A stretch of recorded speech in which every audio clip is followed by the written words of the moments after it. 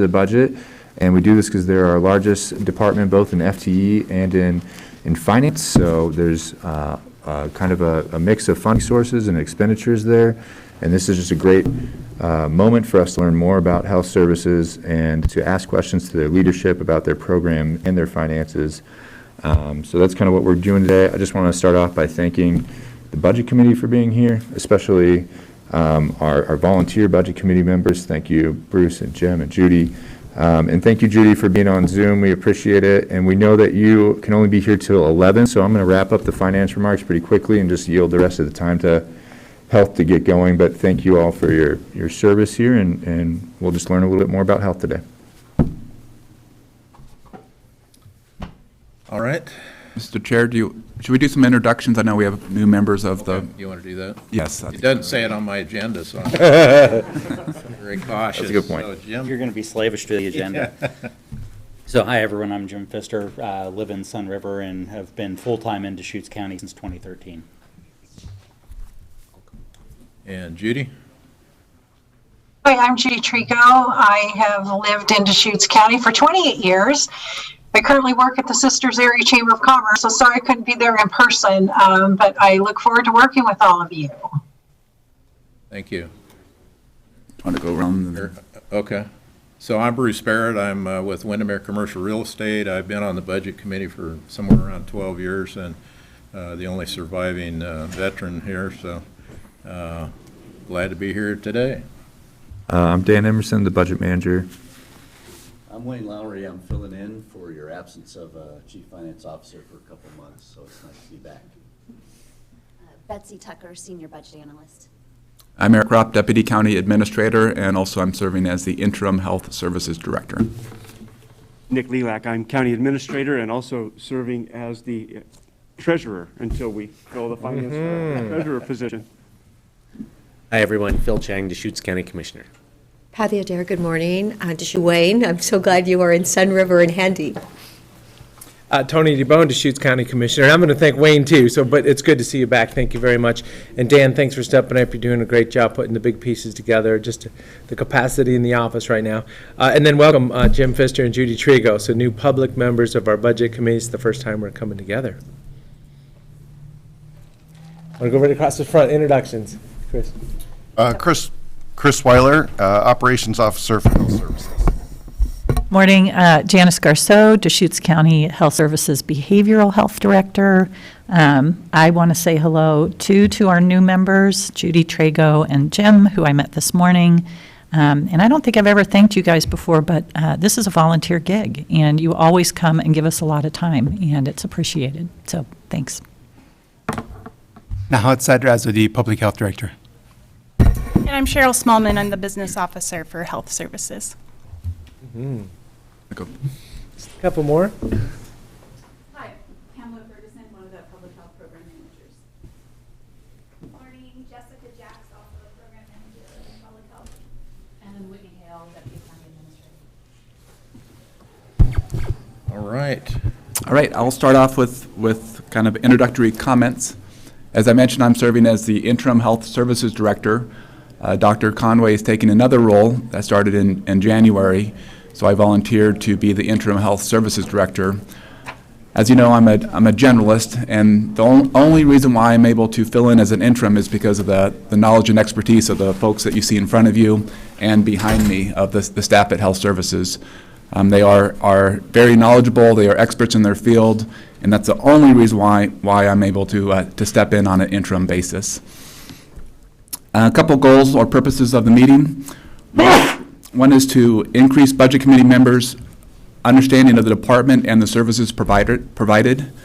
Most of us are aware of many of the county services because we use them frequently. When we talk about not landfill, most people say, oh yeah, I went to not landfill, great experience. But with health services, many of the services you may not have used or may not be familiar with. So it's important that we talk about the wide range of services at health. We also want to provide adequate time to explain the special requests and make sure that questions are answered.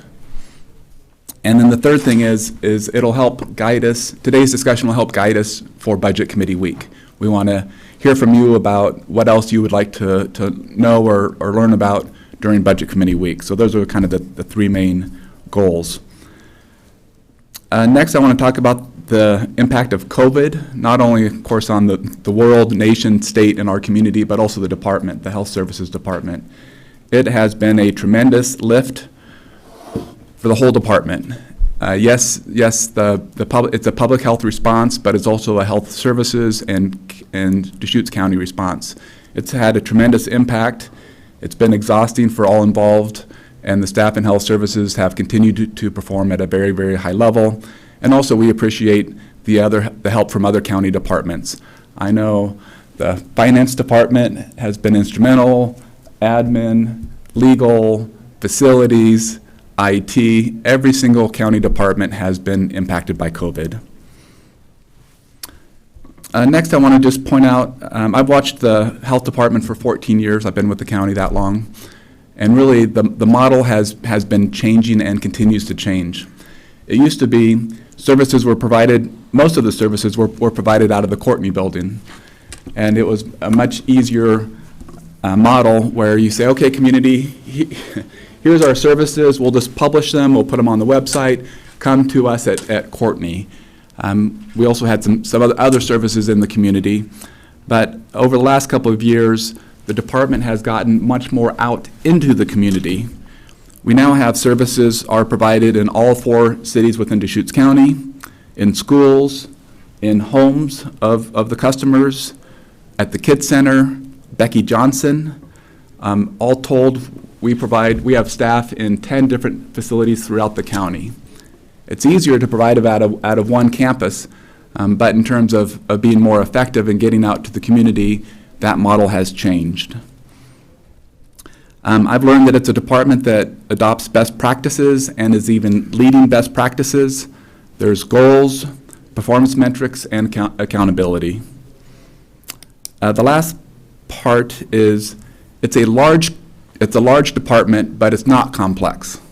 We always say that, but we're changing the mantra, or at least I am, or at least when I talk about it. The way I look at it is in behavioral health, staff provide services to people with serious mental health and or substance abuse disorders and intellectual and developmental disabilities. You'll hear the term IDD, that's what that stands for, intellectual and developmental disabilities. In terms of the funding for behavioral health, a majority of the funding comes from state and federal sources. And we'll talk about the different types, and you'll hear Ccbhc, you'll hear the CCO and the PPS, the prospective payment model, but really the funds come from federal and state government and a small amount of county general fund. IDD, the intellectual developmental disabilities, we'll talk about that separately because the funding model is much different than the other behavioral health services. At IDD, there's state funding, oftentimes it's based on a formula on the number of clients we serve, and then there's a local match required. We'll also talk about the behavioral health reserve. We'll talk about the way we got the reserve. It's a good thing. It's like other county reserves. We talk about the health benefit reserve. We're in a good position because of that, and it's a good thing that we have a behavioral health reserve. We'll talk about how we got the reserve and the plan to spend it down. Then on the public health side, it really comes down to population health, so it's taking care of the entire community, and also there are certain clinical services that you'll learn about. And on the public health side, it's a much different funding situation. The funding is predominantly money from the state, and then there's county general fund. And oftentimes the money from the state, if we say no to that, if we don't apply for the grant or don't pursue that state funding, it'll go to other counties in the state. It's a little bit of a tricky situation because in public health, we apply for a grant, the state covers it, but the associated costs, kind of the overhead or the additional costs, often is not funded by the state grant dollars. And so that's where county general fund often comes into play. And in conclusion, we are a department of mostly staff, personnel services is the largest cost component because we provide services to the community. With that, I'll turn it over to Cheryl. Great. Thank you. Let's see if we could go ahead and start the PowerPoint. We'll move through. That was a great introduction, Eric. Thank you very much for highlighting the major funding sources. I think that's extremely helpful. As Eric noted, we are a very large department. We are the largest in the county, both in expenditure and FTE. We do a lot of things in the community, and any one of those programs we could spend the entire amount of time on, I think, discussing the funding, historical, projections, etc.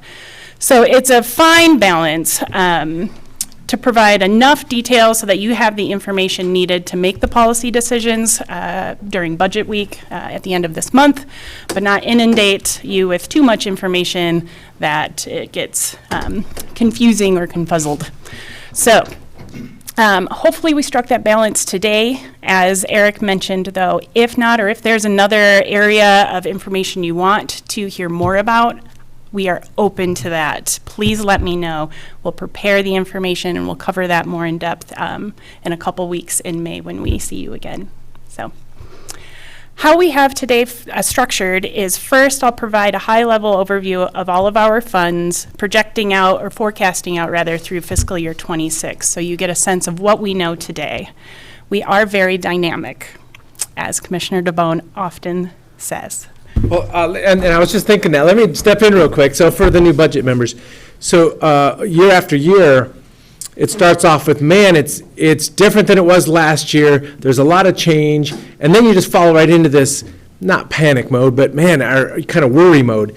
But it's just like that. It's always changing. So it's managing change. It's trying to stay on top of it as it's happening because it's state and federal choices about the funding paths and then the staffing level. So yeah, just let you know let's embrace the change or whatever we need to do here. So. Exactly. Yep. So we'll dive into each service area, or commonly referred to as a division. Behavioral health we'll address first. We'll talk about behavioral health and its major funding sources, and then the special requests. We'll do the same for public health and the director's office / admin services last. We do have some time for discussion. The agenda in front of you identifies time for which we have designated for presentation. So there's about an hour and a half of content, an hour of conversation, and then some flexible time there, including a break. So hopefully we'll see how it goes. I've asked Eric to keep time because last year I did a terrible job keeping us stopping at noon, and I do not want to do that again. So, just a quick question. Do you want to save questions to the end, or do you want to have the questions during your presentation? I think it's best during the presentation, during the content for which we are discussing. So I think that's going to be a fine balance to cover, but not go down too many rabbit holes. But if at any time Eric shuffles us along, I'll write down where we are and what questions you have and get additional information to you. I might have a lot of questions, so I welcome it. Hopefully I don't blow your time budget. Mm-hmm. Keep me honest, Eric. All right. Okay, so let's just dive into the proposed budget for fiscal year 23. Hopefully each of you received a binder with a little bit of information in it. I'm going to just highlight a couple of key sections and go over kind of how we are structured. So if you were to turn to the tab that says Department Level Financials, this is an overview of our funds. We have three major funds. The first is Fund 274, which is our operating fund. This is where we spend the majority of our time talking, and that is broken up into 4 different orgs, which is important because that is the line item detail that finance gives you for the budget. So this is a decoder of sorts. We've got the director's office, the admin services, behavioral health, and public health. We also have Fund 270 and 276, which are behavioral health reserves. Fund 270 is the Oregon Health Plan, mental health, behavioral health reserves. It also has what's called Ccbhc Pps, or Certified Community Behavioral Health Clinic Prospective Payment System. You will hear CCBHC PPS many times. It is a major funding source for which Janice is going to cover more in depth in behavioral health section. Fund 276 is a regional acute services fund. It's funded primarily with Oregon Health Authority intergovernmental agreement, and we used to be dipping into the funds there. We primarily contract with St. Charles, Sageview for that particular fund, so we've aligned our contract with the funds, so that's pretty sustainable. At this point in time, we don't plan to cover that. Happy to, should you like more information, but it's pretty minimal. The next tab is the program level financials. I want to draw attention to the first page, which is my personal favorite page of the entire binder. It's a one-page overview that compares fiscal year 22 to fiscal year 23, outlines the county general fund, how that's changing between programs, and so any one of those service areas is broken out into program areas in more detail. In each section, we've summarized the service area, so behavioral health, that is a green sheet. In like categories of funding, comparing the 2 years is a way to more easily digest it. And then behind that is program level detail. Questions on use of those financial sections of the binder or how we're structured? Great. Okay. So what does this look like? The chart in front of you shows by fiscal year there on the x-axis and then millions of dollars on the y. What this shows is the dark gray is the county general fund over time. Light blue are other government payments, really high level grouped together. That's all of the state, federal, patient fees, etc. The more dynamic blue is capitation, also includes the fee-for-service with our coordinated care organization, Pacific Source. Those are those payments there. The yellow is CCBHC, so you can see the years for which were, for better or for worse, boom years, and those that perhaps are not booming. And then the green is the beginning working capital for which is carrying over each year. The dotted line are projection or our expenses, and then you can see out the proposed budget there and forecasting out to 24, 25, and 26. These are all funds, so that's 274, 270, and 276. And what you see here is that in fiscal year 2026, our expenditures are in a line that are more than our resources. So yes, we are operating at a deficit. We oftentimes have more beginning working capital for which we planned on. In fiscal year 23, we have increased our vacancy assumptions, assuming that behavioral health will operate at a 10% vacancy, public health at a 6%, and then director's office and admin services at a 3%. Typically that goes 6%, 3%, and then across the board 3%. So we've increased that. Other things to note in the proposed budget, it does include an increase in county general fund for public health. We assumed a 3.5% increase in county general fund level. We decreased the behavioral health county general fund level in the proposed, and we do have one special request in behavioral health that would bring it close to the fiscal year 22 level, so we'll talk more about that. What the overall fund outlook hides is what this looks like when we consider behavioral health and public health. Currently, when we look at behavioral health, that forecasted gap in fiscal year 26 is much smaller, not necessarily in size, but that gap doesn't happen until about 2026. One thing to note in terms of that dynamic, we tend to have additional revenue or more or fewer, less expenditure than we budget, as I mentioned. So I did a model here that looks at what we're calling the 10% surprise, either new funds or less expenditure, and to see what that looks like for behavioral health. And in this particular model, the 10% surprise yields about $4.6 million annually, which is not absurd. That is something that we certainly have come to see across the years. Just the other day, we learned that they approved a 30% rate for Medicaid. So that is one area, for example, for which we did not know and is not in the proposed budget. We do not know how that will roll out or through our coordinated care organization yet, but I assume that will yield about $750,000 at least for behavioral health that we didn't anticipate. And is that historically accurate? You get lucky to the tune of about 750 regularly?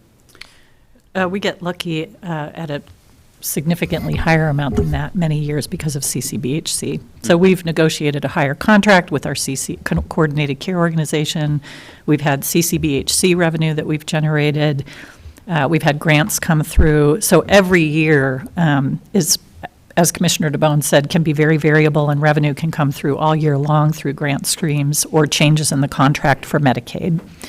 This is unusual. A 30% increase in Medicaid rates is unprecedented. It was an act of the legislature this year to address growing behavioral health need, and we really don't know how it's going to play out in the contract. They may raise some rates and not others. They may raise some rates more. They may put it in our capitated portion of our contract. They may put it in our fee-for-service. We just don't know. But we imagine it will be significant additional revenue. It's just nice to know you're basing it on historical backing. Yes. And not just on the slush funds that have been floating around for the last couple of years. Yeah.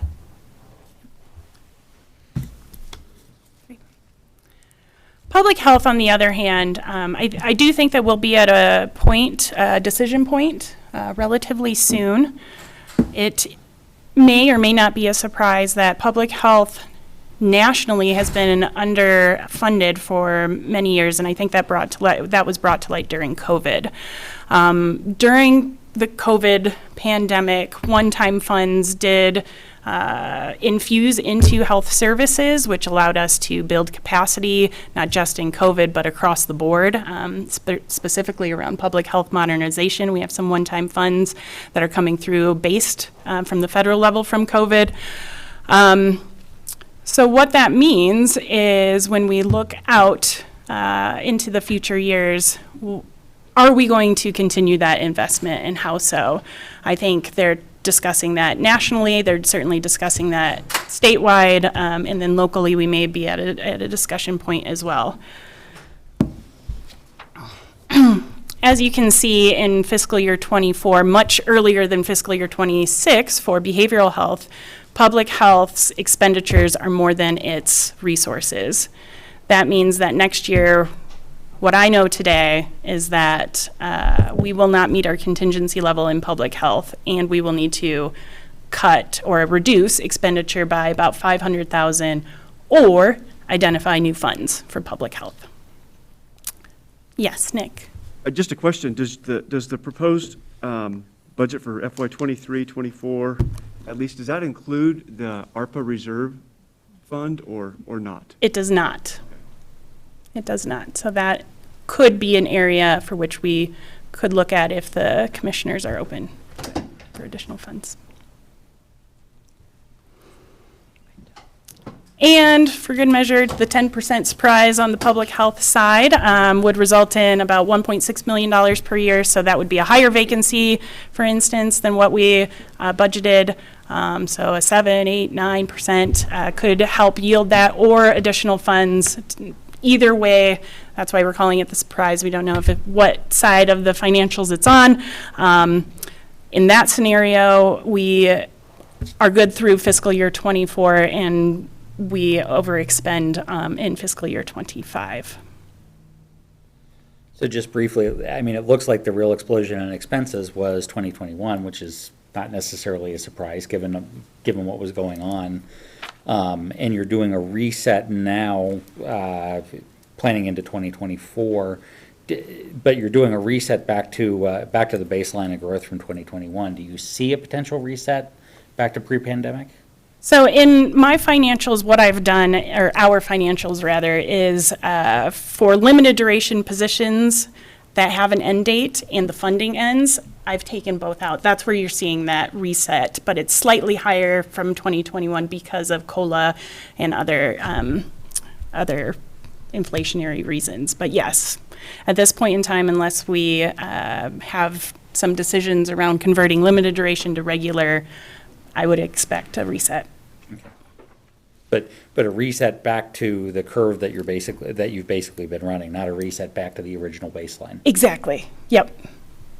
And just very recently, we have decided to, the board decided to provide for a 2% wage adjustment on top of COLA for all, basically all county employees. So that is showing up in here as well. Correct.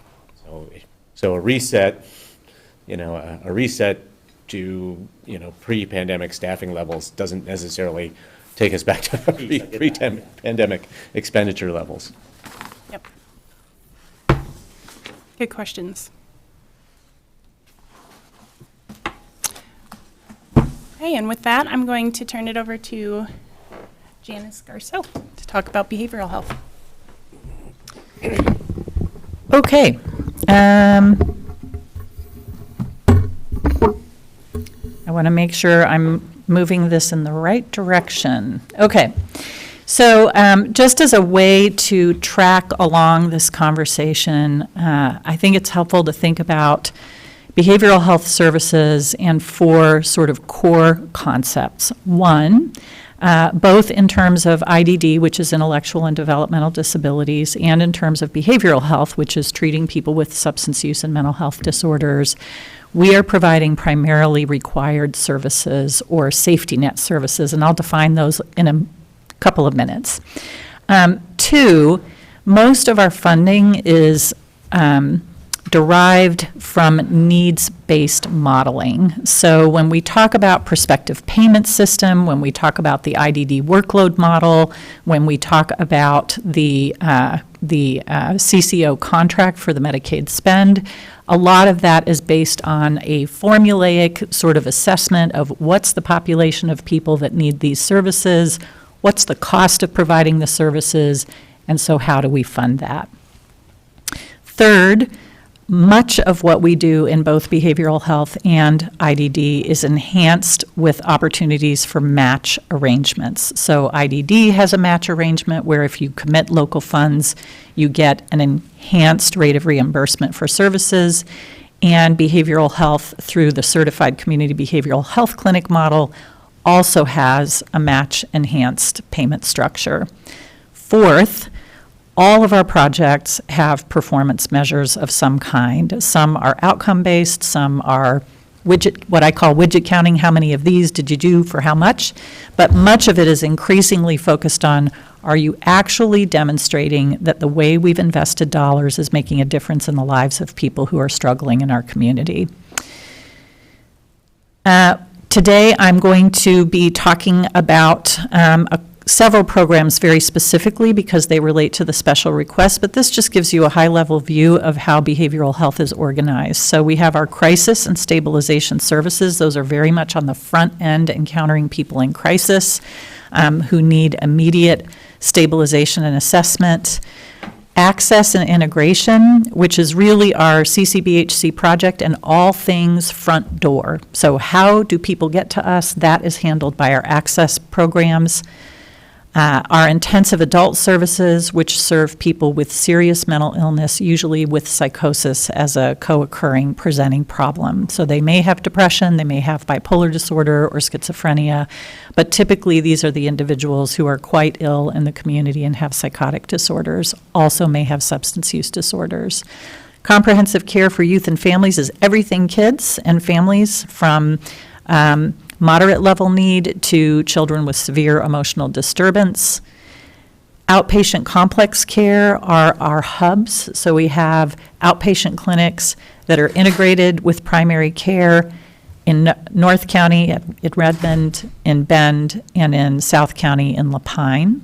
And they serve people 0 to end of life with mental health and substance use disorders. And then last is our intellectual and developmental disability services. The ones that are highlighted in yellow are the program areas where we have special requests reflected.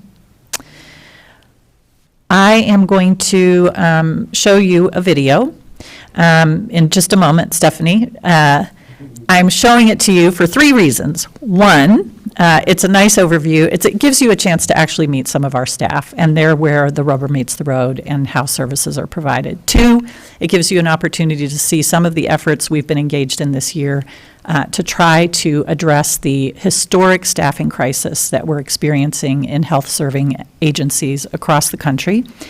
And 3, it's just a really nice video, and we're proud of it, and Eric asked me to show it. So let's hope it works. It's 3.5 minutes, so not too long.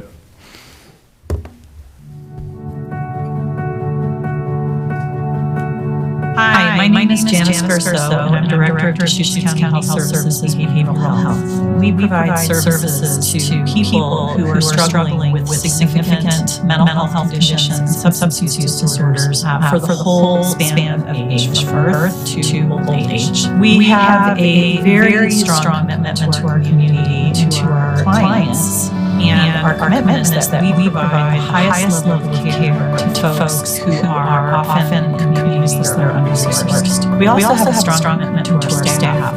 And what we commit to in terms of staff is having great benefits, but more importantly than that, a meaningful, well-supported, clinically excellent place to work. My name is Bridget. I'm a psych nurse practitioner working at the county. And I've covered a lot of places, but I choose community mental health. Most of the patients that I work with are facing systemic barriers to their wellness. They have financial insecurity, they're facing homelessness, various forms of depression, food insecurity. All of these things complicate their treatment and make it just harder to heal. But I always think I would rather be here helping people with their mental health, working on these teams with people, fighting against those barriers than doing this work anywhere else. Hi, my name is Melissa, and I'm a peer support specialist. As a peer support specialist, I love being able to build relationships with my clients and support them as they access community resources. I'm a therapist at the county, and I know my job matters. The benefits, support, and work-life balance help me take care of myself and my family. And I know I'm making a difference in the community I want my family to live in. Yes, this work is hard, but it matters. And I'm not doing it alone. Being part of a team makes the work more possible and more fun. I have resources available to the individuals I work with that don't exist in other places, like case managers, peer support specialists, and groups. I also have lots of opportunities for training and learning, so I can be on the front edge of respectful and trauma-informed care for my clients. My job matters, and I see that every day. My name is Sergio Garcia, and I work for Deschutes County's Intellectual and Developmental Disability Services. Es mi deseo que mi comunidad sea un buen lugar donde vivir para todos y a trabajar con personas con discapacidades intelectuales y de desarrollo. El condado de Deschutes me provee el entrenamiento y la herramienta necesaria para ayudar a las personas a vivir su vida de la mejor manera posible. If you want to do meaningful work in a gorgeous natural environment where there is lots of exciting stuff to do both outdoors and indoors, this is the place you want to be. We hope that you'll consider joining us and bringing your talents and your skills here. And our commitment again is to support you in this work. It is going to be difficult, but it will also be the most meaningful work I think you do in your career. And we'll get to do it in amazing community with wonderful teams.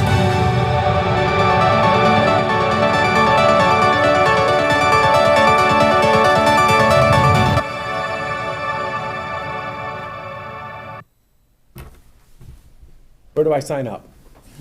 That's the idea. Yeah. You get to work with those amazing people if you sign up. I'm not able to advance it, Stephanie, not sure why. Okay. Thanks for being patient with that. I appreciate it. Just a quick reminder, the Community Mental Health Program, which is what Deschutes County Behavioral Health is for Deschutes County, is actually a function of the local mental health authority, which is our Board of County Commissioners. They have the authority to designate the required services to an agency, and in this case, that's us, and we are then tasked with delivering the required services and the safety net services for the community. And that's statutorily embedded, has been for quite some time in Oregon. When we talk about required services, we're really talking about core services, and those are services that have direct responsibility for legally, for services that have legal implications or impact rights. So imagine a mobile crisis team worker can hospitalize someone, which means they can involuntarily commit them for a period of time to the hospital. So that impacts a person's right to free movement in the community. So crisis services are a great example. Justice system related services like aid and assist or civil commitment, which we'll talk about in a little bit. Safety net services, CMHPs have two roles. One is as a designee of the local mental health authority to ensure that they're present in the community, and then to provide those services typically. So safety net services require the kinds of services that people with mental health or substance use conditions can't get elsewhere. Things like forensic diversion, housing supports, our assertive community treatment team that works with people with serious mental illness. Those kinds of services that are intensive and require case management and peer supports usually aren't available in the private sector at the level needed. And finally, we are the last resort provider for other needed services, so outpatient substance use disorder treatment, school-based health center, mental health supports, mental health services in general in the community, and those kinds of offerings we also provide. Eric really highlighted this well. I won't spend a lot of time on it. We have lots of ways we get funded, but three primary ways. One is through our contract for Medicaid dollars. So the state of Oregon passes Medicaid dollars to coordinated care organizations in our region, that specific source, who then contract with community mental health programs to deliver required services. These funds depend on the federal Medicaid budget, the state Medicaid budget, and the kind of contract we negotiate with the CCO. Oregon has, I think, 12 CCOs or 13, I can't remember now. Each one of them negotiates their own unique contract with the CMHP entity. We also have our County Financial Assistance Award contract, which passes some Medicaid dollars also, some federal block grant dollars, and some state general fund dollars, depending on what element of the contract is coming into play, to community mental health programs to do two things, really. One is to make sure that people who are not covered by the Oregon Health Plan but are indigent can still access services, and we can cover the cost of that. And two is often those dollars are connected to key strategies. These funds will vary every year, every 2 years typically, but even every year in not good years, depending on state general fund. And then we have grants. We have a number of grants, both state, federal, and local. Some are very small that we have achieved through the Central Oregon Health Council funding system. Some are much larger, like our Certified Community Behavioral Health Clinic grant, which is a federal grant, and our System of Care grant, which is a wraparound service grant for children, also a federal grant, and our Impacts grant, which we learned yesterday was funded. And so our Stabilization Center has stable funding for the next 2 years. It's excellent. These funds depend on availability, on our capacity to competitively compete for those funds, deliver on the grant objectives, et cetera. Janice, excuse me, is it 2.4 million then? It's, 1.2 a year. 2.4 million for 2 years, yeah. And we're really hopeful, Commissioner, that those funds will, there's some rumor that they may become ongoing. We will see. That happened with our forensic diversion program. I think that was before you were a board member, but Those were grant funds through the state, and they eventually became regular funding and came to us through the County Financial Assistance Award contract. So just a word about CCBHC. Some of you have heard a lot about it. For some of you, it may be new. It is a demonstration pilot project that was initiated in 2013 through the Excellence in Mental Health Care Grant, or Act. It then moved slowly through the federal government until it became a demonstration project, and we were funded in 2017 as a certified community behavioral health clinic. And what that basically means is we have to provide all those things on that wheel. There is a 70-item requirement list of criteria. We have to check the box that we meet to qualify to be a CCBHC. But what it did was invest considerable additional resources in community mental health through a prospective payment system model of reimbursement, which is basically just a 3-to-1 Medicaid match, and expanded services. The other thing it did was it required us to integrate our services with primary care. The reason for that, for those of you who may be new to this, is because we know that people with mental health conditions die on average 25 years earlier than their peers in the general population. And that's typically the result of untreated chronic health conditions, heart disease, hypertension, diabetes, et cetera.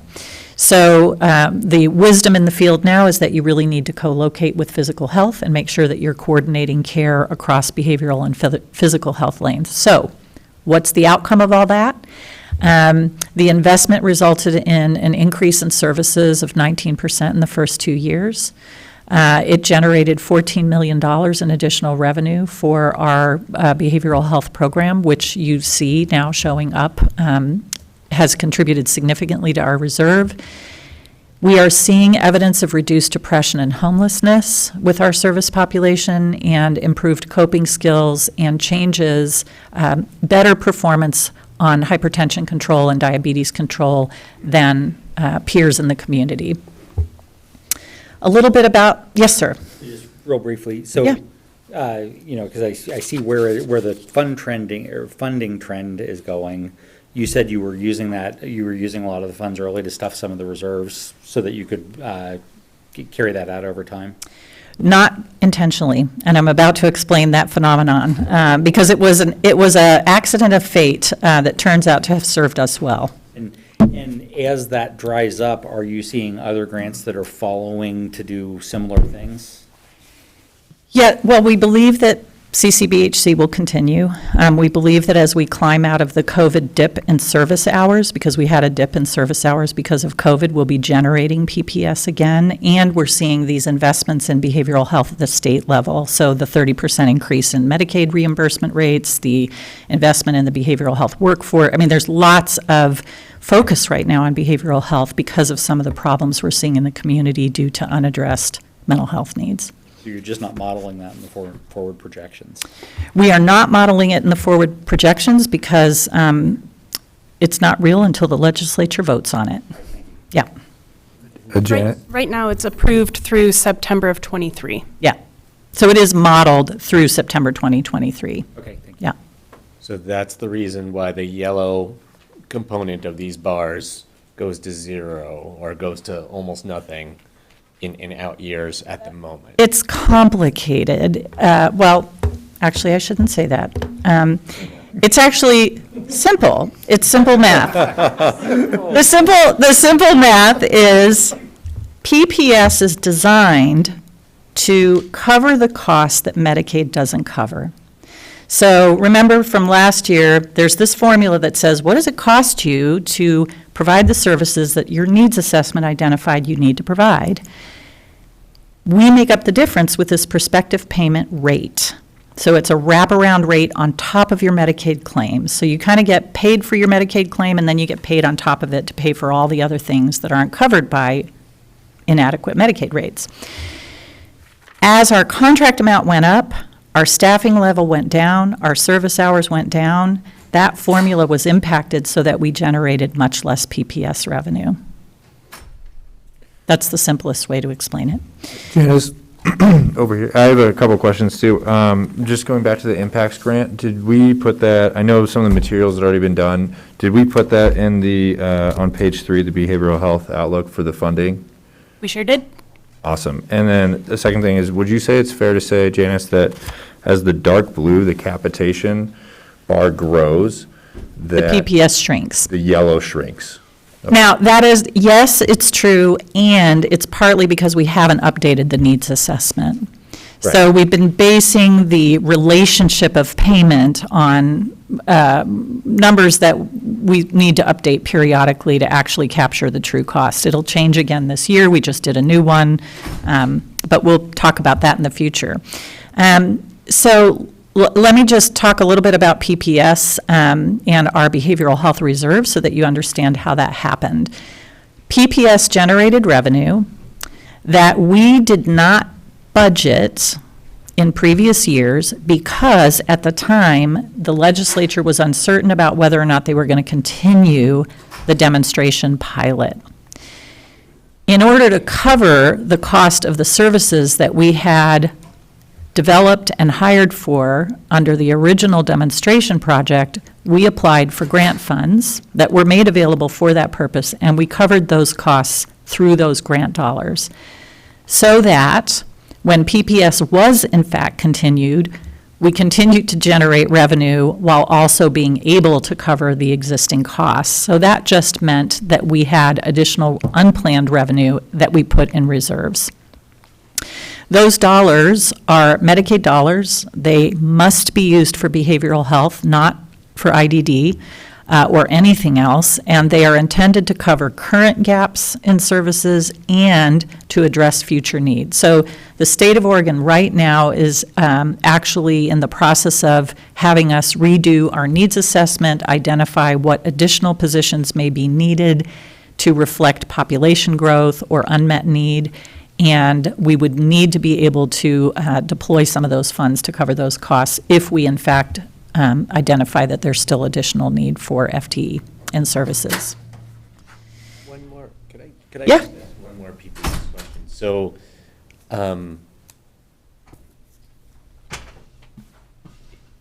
you mentioned kind of declining ability to commit staffing to providing these services that generate PPS revenue.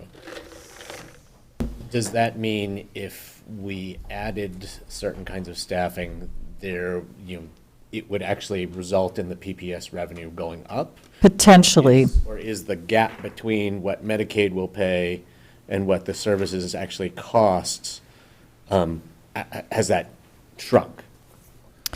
So the whole purpose of the PPS payment is to cover that exact gap.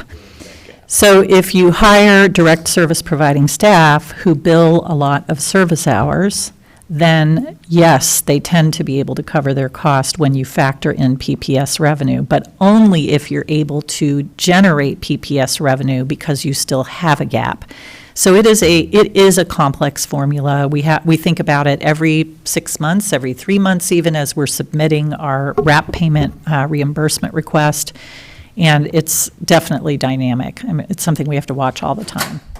But yes, technically, that's the idea. The good news is it's in some ways, it's a really honest funding mechanism, because if you figure out other ways to cover your cost, you bill the federal government for less match revenue, which is probably how it should be. So it works in a pretty nifty way. It can be hard to predict because of all the factors that go into it. It's sort of a backup in some ways. It is very much a backup. Yeah. But to that, you don't have a way to be able to project what that's going to do over time.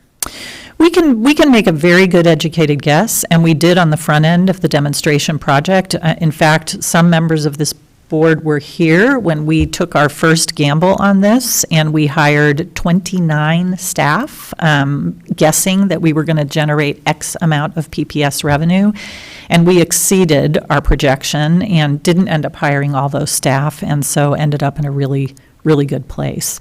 So we make good educated guesses, and it's a pretty fluid environment right now because of all the investment in behavioral health. Tom? I'm going to move forward, if that's all right. I'm now moving into talking about our special requests. I'm going to start with IDD. IDD provides required community develop, I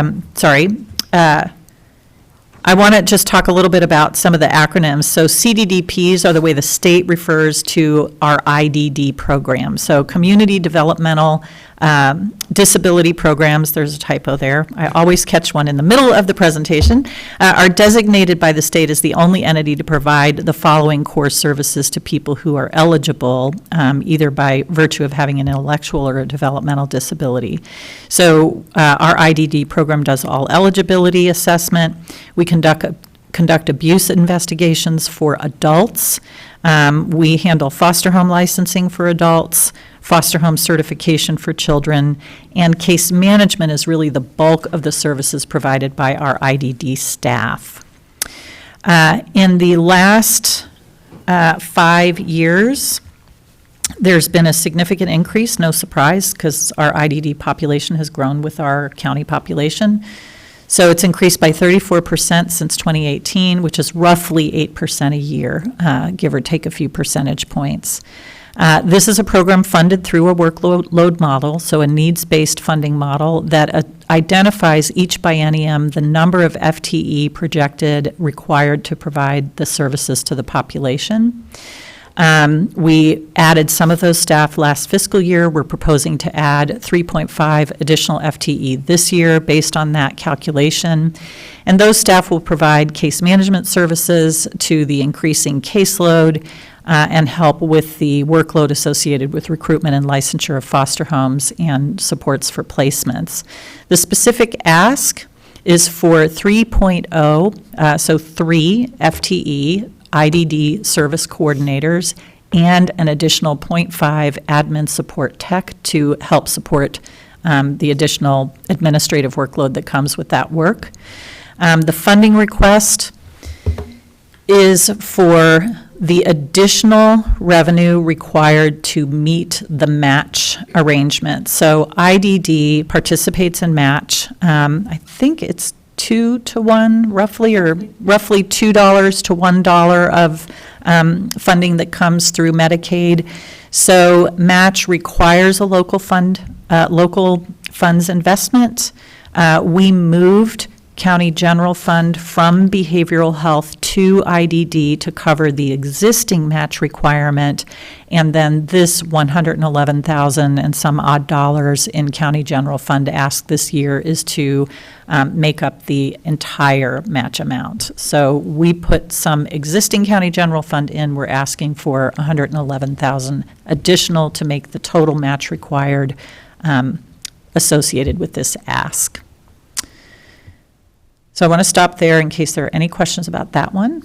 Yes. So do you see this increase in demand for service as a percentage as the population grows, or do you see a change in the percent of the population that need the service? Because the IDD population is pretty predictable, I mean, it's the kinds of disorders that you can generally predict in the population. It grows with the population. So it's a fairly predictable growth curve in the IDD population.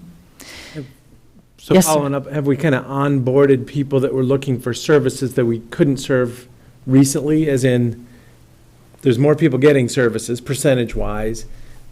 I'm just thinking the percentage probably isn't going to be 34% growth in the future, is it? We are seeing some slowing in growth just this year in the service population. I would just assume, I don't have facts, but that we kind of onboarded people that were ready for those services in the last few years because we did grow the program. Yes. Yeah. Yeah.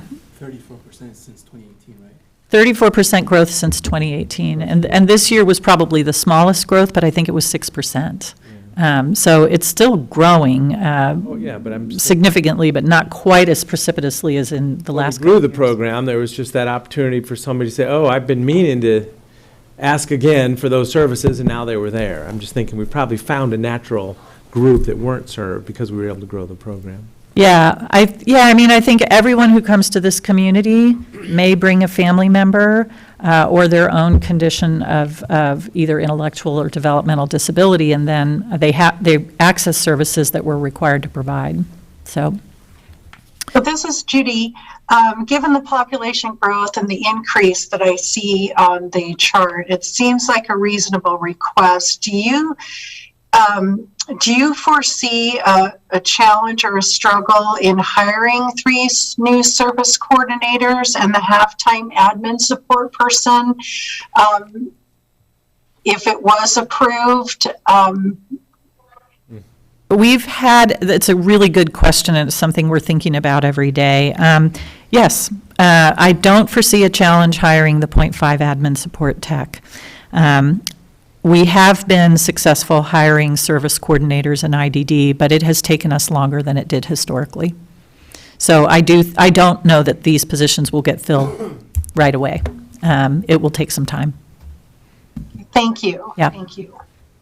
And then, just to make sure I'm clear, so the 372 is a fully burdened number? Yes. Okay.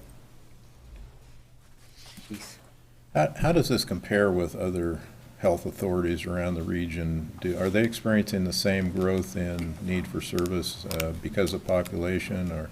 It is literally directly related to population growth. It is also a little bit related to the effectiveness of the program in delivering services. So when they do the workload model assessment, they look at population growth of people with eligible for IDD services, and they look at the workload of the staff. So they actually do this really funky, probably fairly annoying to staff process over a period of a couple weeks where they check in via email every single day to count what people are doing.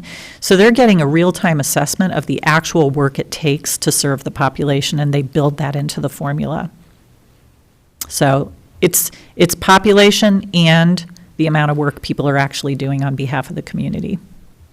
Yeah, that was kind of the built-in nature. My question was, Yeah. Are we seeing a more than our share of growth because we have such a good service? Are people coming here to get the service?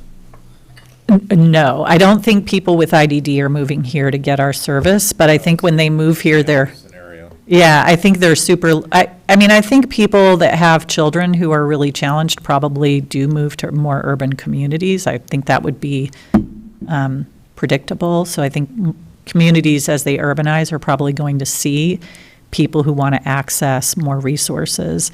But this growth has been so steady in the IDD population. I really think it's mostly a function of the population growth in our region. And our service counts have gone up accordingly. So they haven't gone up, like suddenly went up a lot just because we hired people. They've literally kept abreast of the amount of people doing the work, the population growth. It's almost an exact match in the relationship and the trend. So because we track the service counts every month. So along that, because I don't know much about it, does the need for IDD skew economically in one way or another? I don't think to quite the extent that the need for community mental health services skews economically. Okay, so it's a fairly even distribution. Yeah. And then have you benchmarked our IDD needs, try it again, our IDD needs per capita in comparison to some of the other counties in Oregon? That's what the workload model does. It's a statewide model that benchmarks the need based on the number of eligible persons in the population, and then the amount of work that's being provided on their behalf, and probably a couple of other things go into that formula that I don't know offhand. And there's a great document about it online if anyone gets really nerdy and curious about workload model. There's a whole explanation of the workload model, the bill that originated it, and how it's derived, if you want to read that. Oh, I am totally nerdy and curious. I will get it to you. I just want to follow up on Mr. Pfister's question. When you asked if it was fully burdened, the cost, the $372,000, that is salary and benefits. It does not include increased indirect for fiscal year '24. So we may see additional indirect, but not for fiscal year '23. That's a relatively small amount. Yeah. So I'm going to talk about harm reduction. It's our second special request. This is a position that provides services to people who are at risk of overdose. What we're seeing in our region, we're seeing around the country, so while it's tragic, it is not a surprise, and that is an increase in ED visits for overdose since 2017 of roughly 103%. So you can see the numbers there on the left-hand side in the graph. That's a Deschutes County graphic from our wonderful harm reduction program staff. Over 85% of those overdoses are due to opioid use. There was a 70% rise in overdose deaths alone in April and May of 2020, and I'm citing that because we know that this particular phenomenon and the risks associated with it really increased when COVID hit and people were disconnected from their recovery communities, isolated, lost jobs, et cetera, et cetera. The list of risk factors for relapse in addiction just were magnified by a factor of a lot. There is a person in the role that we are requesting FTE to cover. The role provides coordination of opioid overdose prevention services, and it's really the only role of its kind in the county. And I can give you some detail about the role if you want it, but basically it is working with our harm reduction program staff to do outreach, prevention, training, education, get materials, supplies, and information into the community. It's sitting on the task force that looks at how to address opioid overdose risk and opioid use in the community. The ask is to add a 1.0 public health educator 2 position to the behavioral health team that supports the harm reduction program. There's no county general fund requested. We have Central Oregon Health Council COVID-related dollars that we received last year, unspent and assigned to cover this work through fiscal year 23. And then we anticipate Measure 110 funding very likely any day now. This particular position is built into the application for funds that we submitted, and we would continue to fund the position with Measure 110 dollars going forward. So we're requesting a regular FTE be added so that we can retain the person in this role. They've been in an FTE shell that was COVID funded, and this is a way to make sure that we're creating an actual FTE ongoing for the position and placing them in the behavioral health program. So you've got the actual. Sorry, go ahead, Judy. How do you get the person, and I've read a little bit about the Measure 110 funding, kind of not those folks needing it or not able to access it. How do you foresee the program reaching out to those who need it and getting them engaged in prevention? I mean, what does that look like? Is that through existing programs? Is it a marketing program out to the community? Do you know how that process is going to work? Because I know it's been a struggle with Measure 110 funding, getting folks addiction services, prevention services. Yeah. So I love this question because it gives me a chance to brag about peer support specialists. Measure 110 funding is really focused on all the ways the community mental health system has failed people with addiction, frankly. And it's designed to fund positions that go into the community to actually do outreach and engagement on the ground next to someone's tent, if that's where we need to be, to connect them to people that have recovered from addiction and are able to offer hope and encouragement to engage in services and actually connect them to services. So that is the entire design. This particular role has more of a prevention role, so they're coordinating some of these activities and then also educating the community about how to bring a harm reduction model to people that are struggling with addiction. And prevent overdose through distribution of overdose reversal drugs and other kinds of efforts. Did that answer your question? It did. Thank you very much. Yeah. So I just want to make sure I got the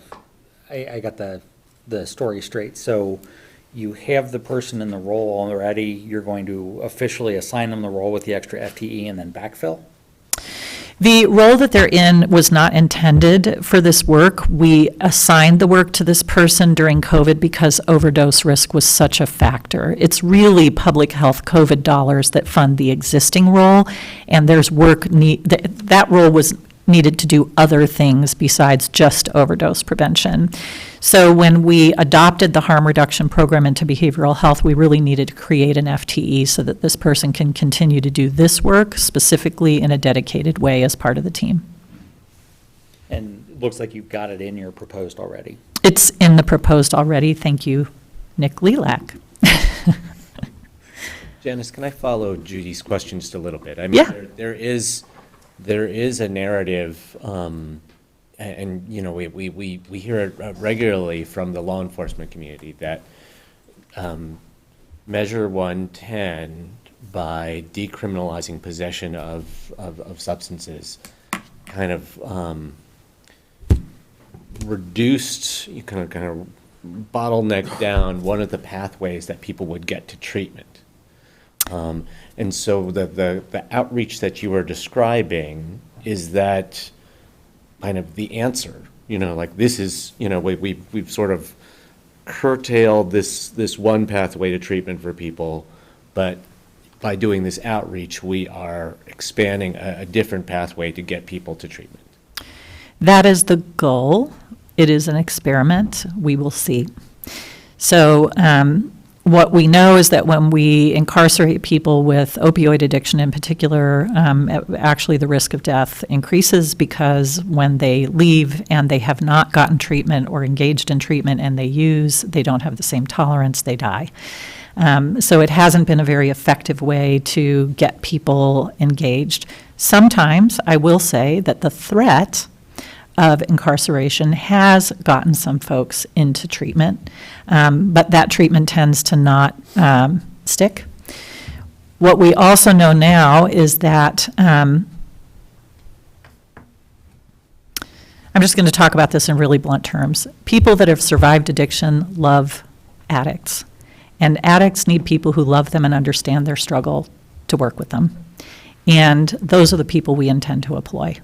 And that is the only way that we've been able to demonstrate really powerfully engaging people in believing that they might survive their addiction and involving themselves in treatment. So Measure 110 is really designed to use the people who know how to do this, who care about these people, to connect them to services rather than relying just on incarceration.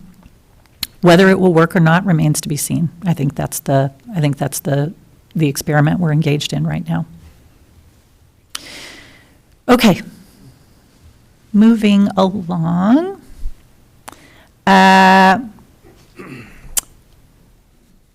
Ccbhc Integrity.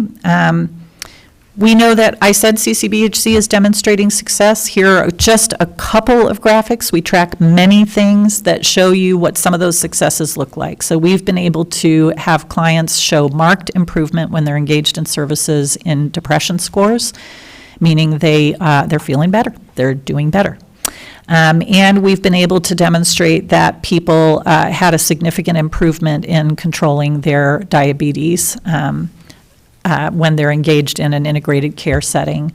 We know that the Certified Community Behavioral Health effort will be evaluated by the legislature this year as a way to determine their level of commitment going forward. So this is a important year to have our ducks in a row. And we know that Ccbhc has 5+ years of sustained funding and commitment, both from the federal government and now from the Oregon Health Authority. Ccbhc, as I said, has rigorous requirements. There are 9 metrics, 70 criteria we have to meet. It takes a lot of oversight.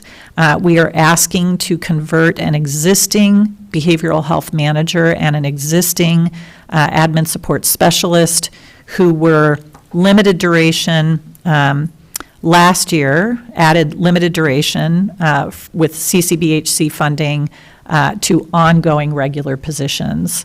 So the manager role was historically a role we had. We let it go. We added it back, and we're asking to make it regular. We have the funding to support it. both that position and the admin support specialist. And it's supported with our various streams of OHP revenue. Related to this special request is also a peer position. This is a position that supports our aid and assist population. Just as a reminder, aid and assist is services that are required, mandated for the CMHP to provide to individuals who are found not able to participate in their own defense. They're committed either to the state hospital or to the community to be restored to some level of ability to participate in their defense. They tend to be quite ill. They require a lot of oversight, case management, wraparound services. That population has increased by 400% since 2018, at the same time that we've experienced an 80% decrease in state hospital capacity. So we are supporting really struggling individuals in the community in a population that's grown significantly with an intensive team. The forensic aid and assist team provides required intensive wraparound services with a population that we just talked about, similar population, difficult to engage, often struggling with both mental illness and addiction, sometimes homelessness. And we rely on our peer support specialists heavily. They have lived life experience. They often do a nice job connecting these folks to services when they're not willing to come in and put their hand up and say, we're going to come to a clinic. This position is filled currently with an excellent peer. It is limited duration and ends June 30th of 2022. So without approval to add this FTE, we lose that person. So we're asking to convert the FTE from limited duration to regular so that we can keep Erica in her role. We are not requesting any general fund. There are some increases in aid and assist revenue and in OHP revenue that help us cover this cost. And I thought I would share who it is.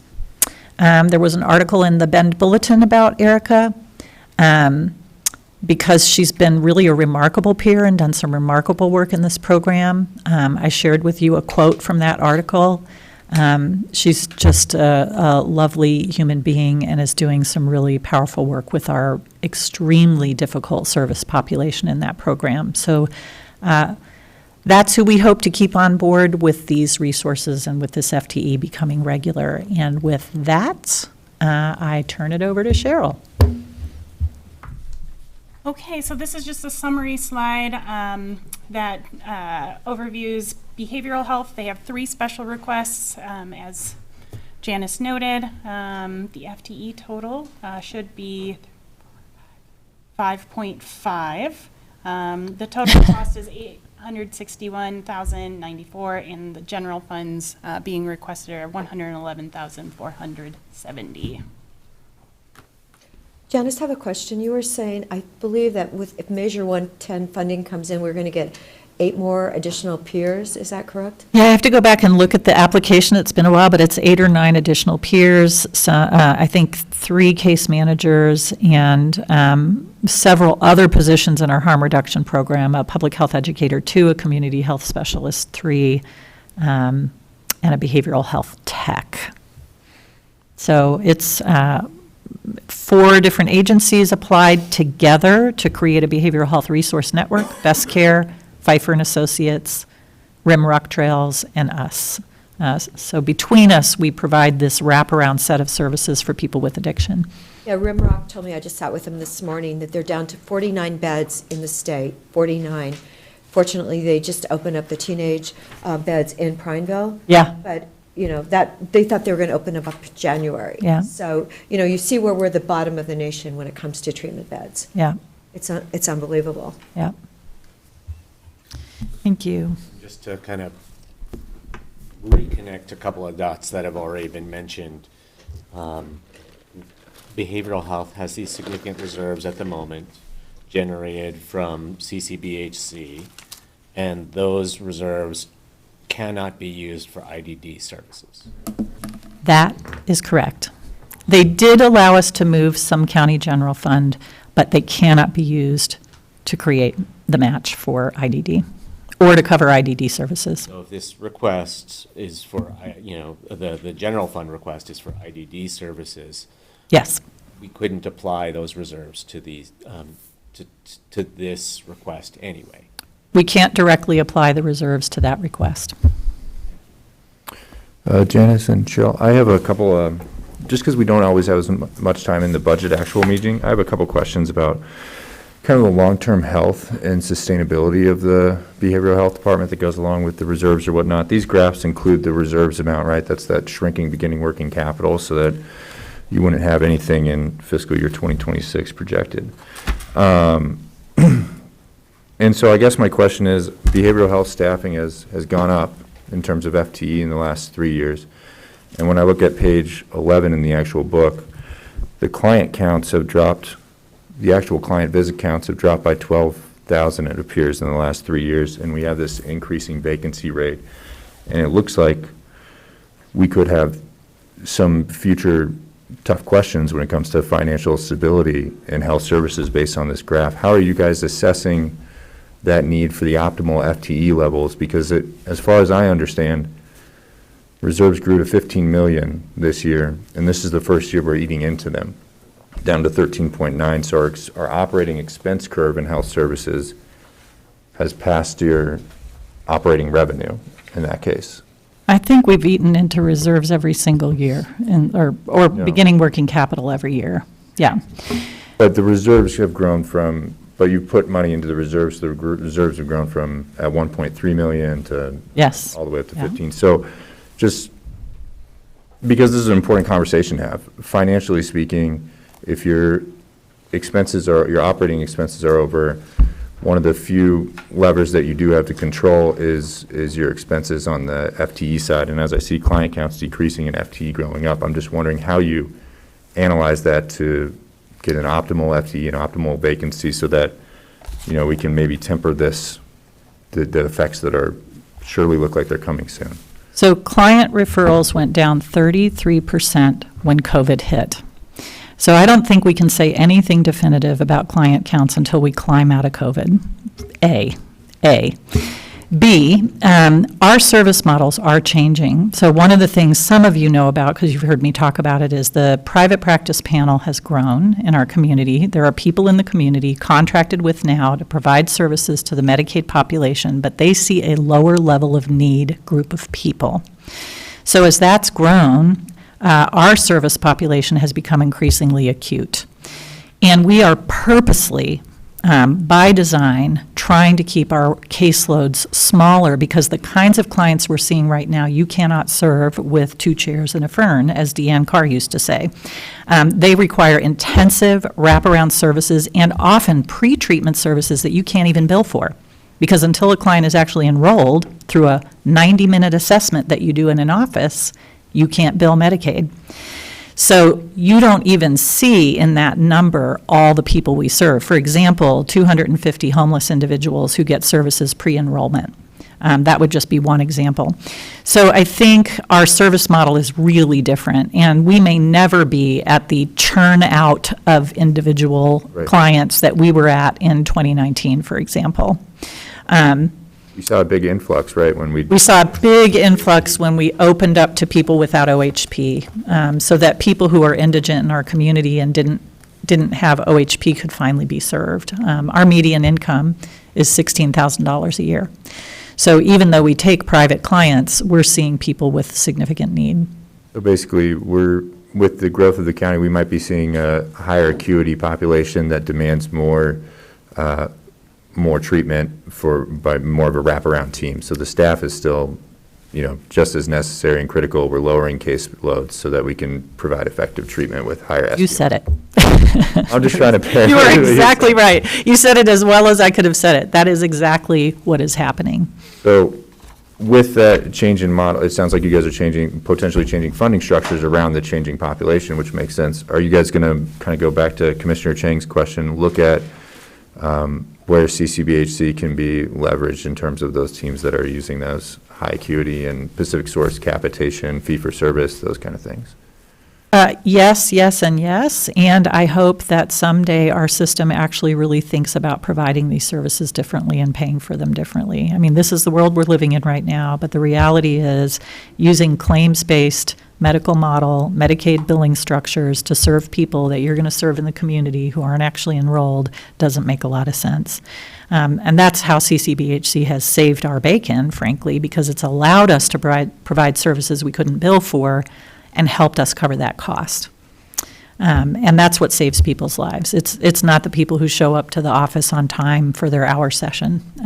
You want us to reach the people who aren't able to do that yet, and that takes these intensive teams and pre-treatment work.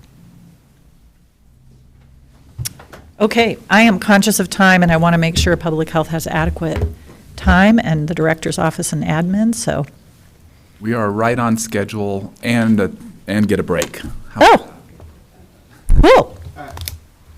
I just want to, our committee member, Ms. Judy, she's leaving what time exactly? 11. Well, actually, she said 10:45. Is it what were you thinking, Eric? I'm hoping to squeeze some time before our committee member leaves. Do you think we can get started and then take a break? Depends on the group and the chair. Yeah, let's go ahead. All right. Thank you. We will Thank postpone you, the break. We'll go till 10:45 and then break then. Sounds good. Right. Thank you. Sure. Yeah, you don't mind? No? And you'll know because I'll be sort of moving it here too.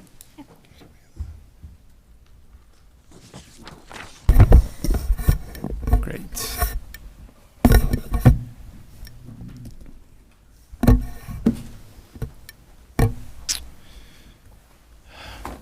Good morning.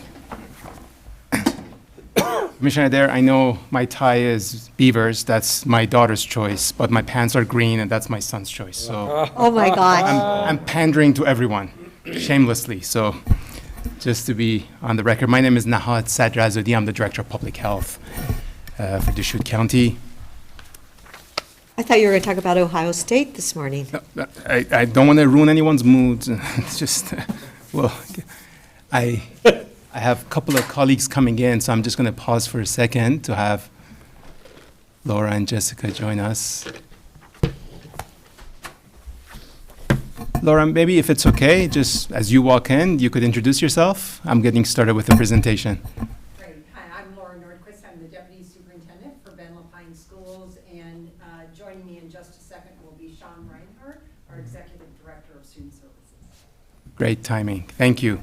So let me start off by thanking my leadership team, which was very engaged in shaping this presentation. I would like to mention by name Pamela and Jessica, who are sitting in the back, and Rita, Tom, Emily, Adrian, and Jacqueline, who helped with the presentation, as I mentioned, and some of the materials that you have in front of you. Of course, Cheryl is the linchpin of all this, so thank you, Cheryl, and Eric, for your gentle guidance throughout this process. The outline of the presentation, as you have in front of you, a few slides to set the stage, followed by our key message around returns on public health investment, and finally, our special requests.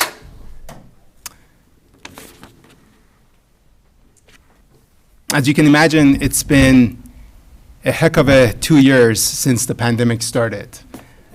We as public health have evolved much like this virus has. Compared to March 2020, when we had 3 sections and 3 managers, we are now 6 sections led by excellent, high-performing managers. Most importantly, we believe that our current structure is well aligned with both community priorities and future investments around preparedness and prevention. We're often asked, what is public health? How is it different than healthcare or medical care? In public health, our collective aim is to maximize population health through an equity lens. So our work often goes beyond individual care or siloed services.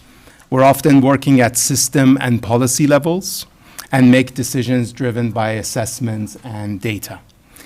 Our work is on the totality of factors that directly or indirectly affect population health. So for example, if access to safe water is an issue, then that's a public health problem. If someone is contagious, especially with a reportable disease, then that's a public health problem. If youth can buy tobacco products at unlicensed, unregulated establishments, then that's a public health problem.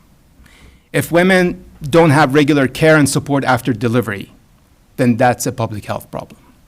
If someone lives in a substandard housing or is houseless, whether by choice or circumstances, that's a public health problem. Why? Because our work aims to maximize population health through an equity lens. So what is the status of our county's health? And clearly we're ranked well, otherwise I wouldn't share this. Periodically, University of Wisconsin updates the county health rankings, and we just received the most updated list. Thanks for laughing at that. And Deschutes County ranks number 5 in Oregon. Not bad, but our vision is to be number 1. And getting there will take vision, courage, and investments.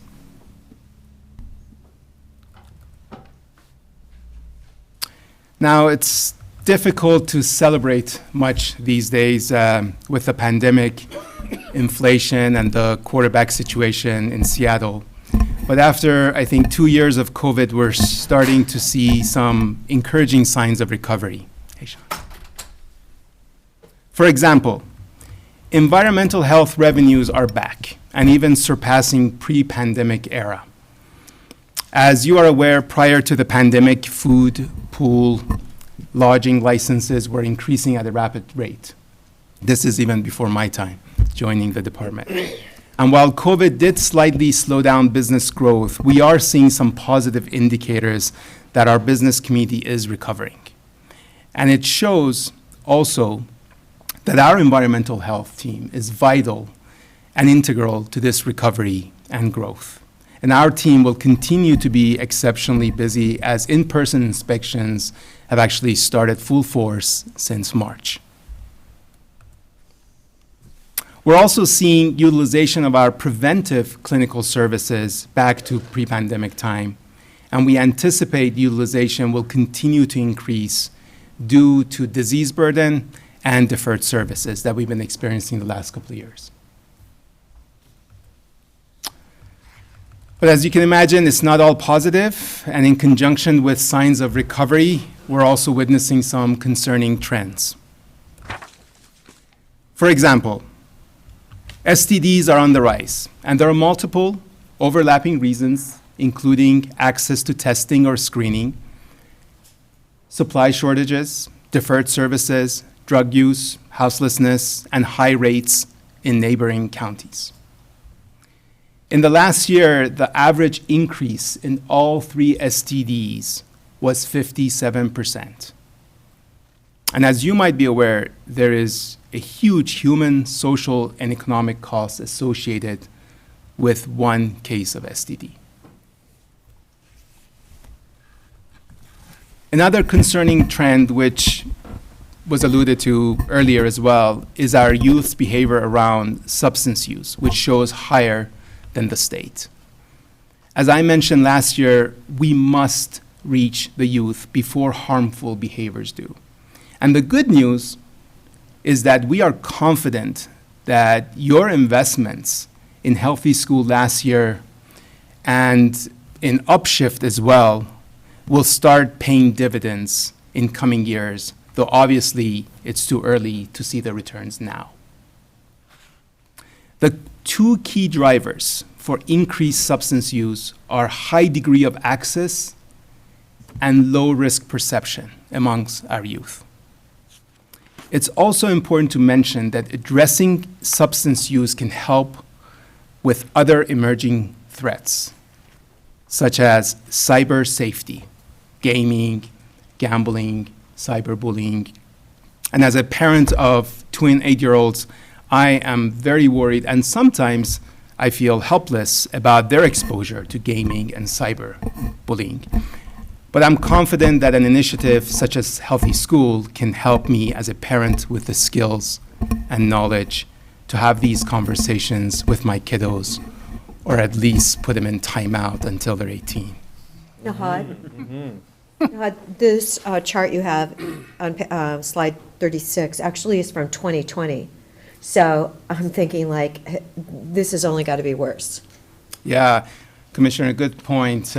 This is part of the lack of investment in our data infrastructure over the course of the last few decades.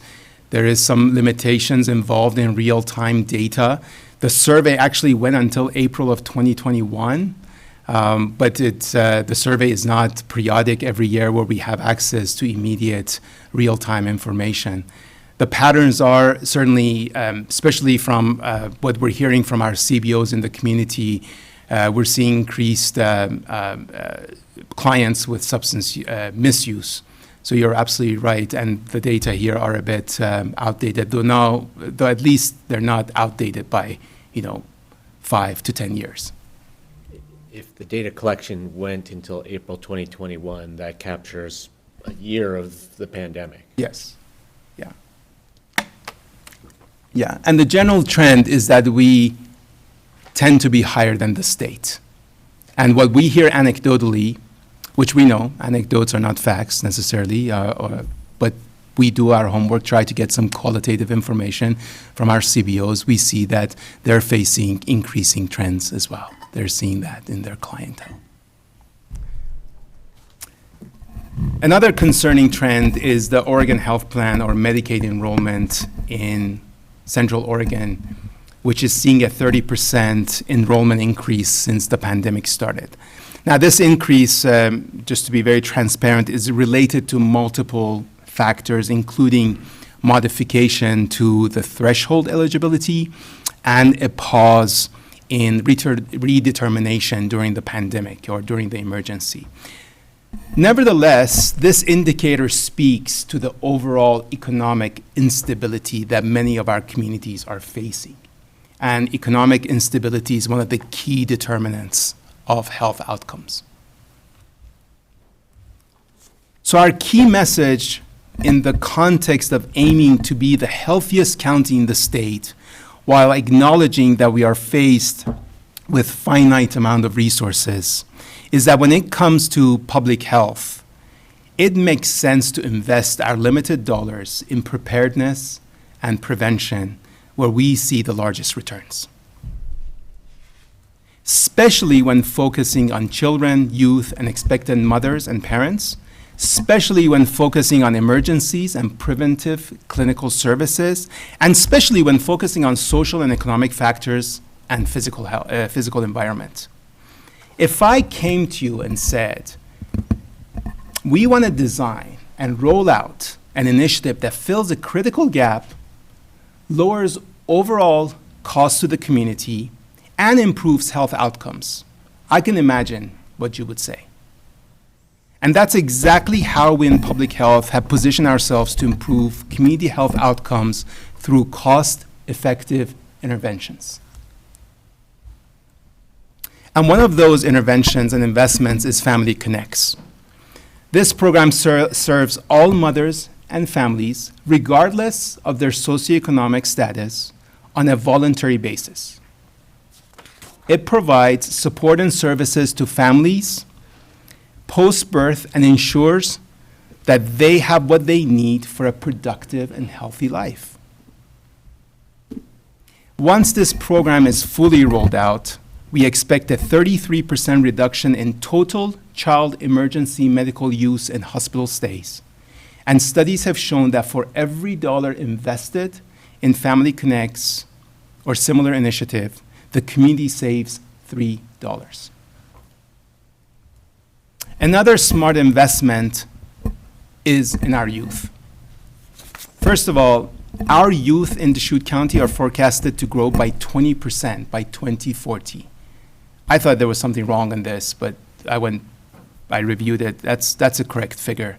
And that compares to 2% average in Oregon. At the same time, substance use among youth is on the rise, and we have around 4 or 5 youth suicide deaths per year, but many times more in suicide ideation, which often end up at ER, that's emergency room. And we average around 80, that's 80, teen pregnancies in Deschutes County per year. Moreover, substance use disorder treatments cost around $28,000 per adolescent. And this is local data from one of our CBOs. This is not a national figure. This is from local CBO, spending up to $28,000. Suicide death costs $60,000 in hospital care, physician, and clinical services, and teen pregnancies cost $16,000 in medical costs and economic support.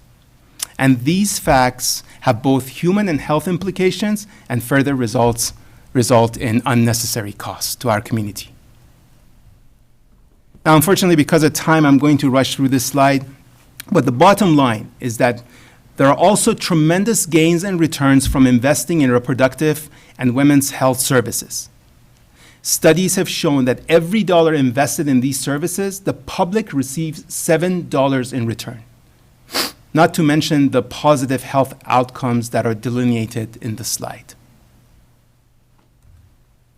Now, the next two slides quickly highlight investments outside of public health. Why, you might ask? It's because health outcomes, as you might be aware, are determined by a lot more than healthcare and individual behaviors or choices. In fact, around half of the contributors to health outcomes are estimated to come from our physical environment and socioeconomic factors, which are generally referred to as social determinants of health. And that's why I really want to sincerely commend the committee both from their investment in healthy schools last year, and I believe commissioners from the recent investments in expanding childcare infrastructure in our county, because that has implication in public health. High-quality early childhood programs can yield up to $9 return per $1 invested, with direct, of course, health outcomes that are, again, delineated here. So public health is a smart buy. However, when it comes to public health investment, the fact is that Oregon, compared to our cousins in the Northwest region, remains one of the states to invest inadequately in public health infrastructure. And that takes us to our special requests and the importance of local investments. We have 3 special requests for your kind consideration. The modernization request, though, is already in the proposed budget and doesn't have any budgetary implications. And on this slide, I'm just giving you the 30,000 foot overview, and we have the experts in the back who I'm sure will answer any inquiries you may have. Our first special request, which I have alluded to several times, is healthy schools. This innovative cost-sharing partnership with the Bend-Lapine School District is again aimed at reaching the youth and their families before harmful behaviors and bad outcomes do. And we already touched on the alarming rates of substance use, teen pregnancies, STDs, suicide ideations, very low HPV vaccination rates, and on and on. So kudos to the county for its bold investment last year, and I can confidently confirm an extremely successful first year with important learnings. And I think the commissioners, you might recall an excellent update, if I may say so, and overview on October 6th, when we presented the action and the evaluation plans. Now, we are well established in 2 schools, Bend and Lapine High Schools, reaching more than 1,700 students so far. We have also learned a great deal, some of which, frankly, we couldn't have anticipated without first trying it out. One of all the lessons learned, though, the one that we're bringing to your kind attention and would appreciate your consideration and support is the staffing model, which has created challenging to our rollout and objectives. So our ask today is to convert the originally requested 6 employees at 0.8 to 5 1.0 employees. Now, these positions were originally budgeted part-time to work on the school schedule. And through this pilot phase or period, we determined that full-time is better for several reasons, including benefits. They need time to close out the year, capture the learnings, evaluate, get ready for the next year. So that time period during summer is when they're doing redesign and preparing with curriculum development, training for the following year. And training as well, and time off. Yeah, this is the best time for them to also take their personal time. So the request is to make them full-time. Now, if our request is granted, we can accelerate our reach to 20 new schools and more than 12,000 more students in fiscal year 23 alone. We're ready. We've built the foundation. We just need to make slight changes to the staffing model and then take it forward. Now I have Jessica, Laura, and Sean in the back who can provide more details if there are any questions on this particular request. And Cheryl, do you want to cover the funding portion of it? Sure. Yeah. On the funding portion, the request is for $166,360 in county general funds. That's above the fiscal year 23 proposed budget. So we've already factored in an increase for the cost of living as well as the 2% additional personnel. So this $166,000 is in addition to what you see in front of you. What that does over time is increase the ask by about $78,000. It's offset a little bit in the third year, but $78,000 one-time additional funds from the original 3-year proposed pilot funding. Also, I'd like to add for the new budget committee members that last year this was presented as really a 3-year plan. So year one is to start. Okay, great. Looks like Jim already did his homework on that, but just as background. Great, thank you. I appreciate the ask. I am going to log off here in a moment. I appreciate the ask and understand the impacts would add to 2 high schools, 5 middle schools, and 13 elementary schools. I appreciate all of the Deschutes County staff that's coalesced around getting us all of this information. I have read it. I read it yesterday, and I appreciate being able to work with you guys in a couple weeks. We'll see you the 3rd week in May. Have a great day. Thank you. Okay, thank you all very much. Bye-bye. So do you want me to ask questions now? Or Yes, please go ahead. Yeah, if it's okay. So it looks like about a 1.5 to 1 district or county versus district funding, and then it goes to 1 to 1 next year, right? Correct. If for some reason this wasn't funded, not to put the district on the spot, but what would you do with your funding? Would you like us to come forward? Yeah, to the microphone, please. Maybe that. And I'm not holding you to your answer, I'm just curious. What's possible?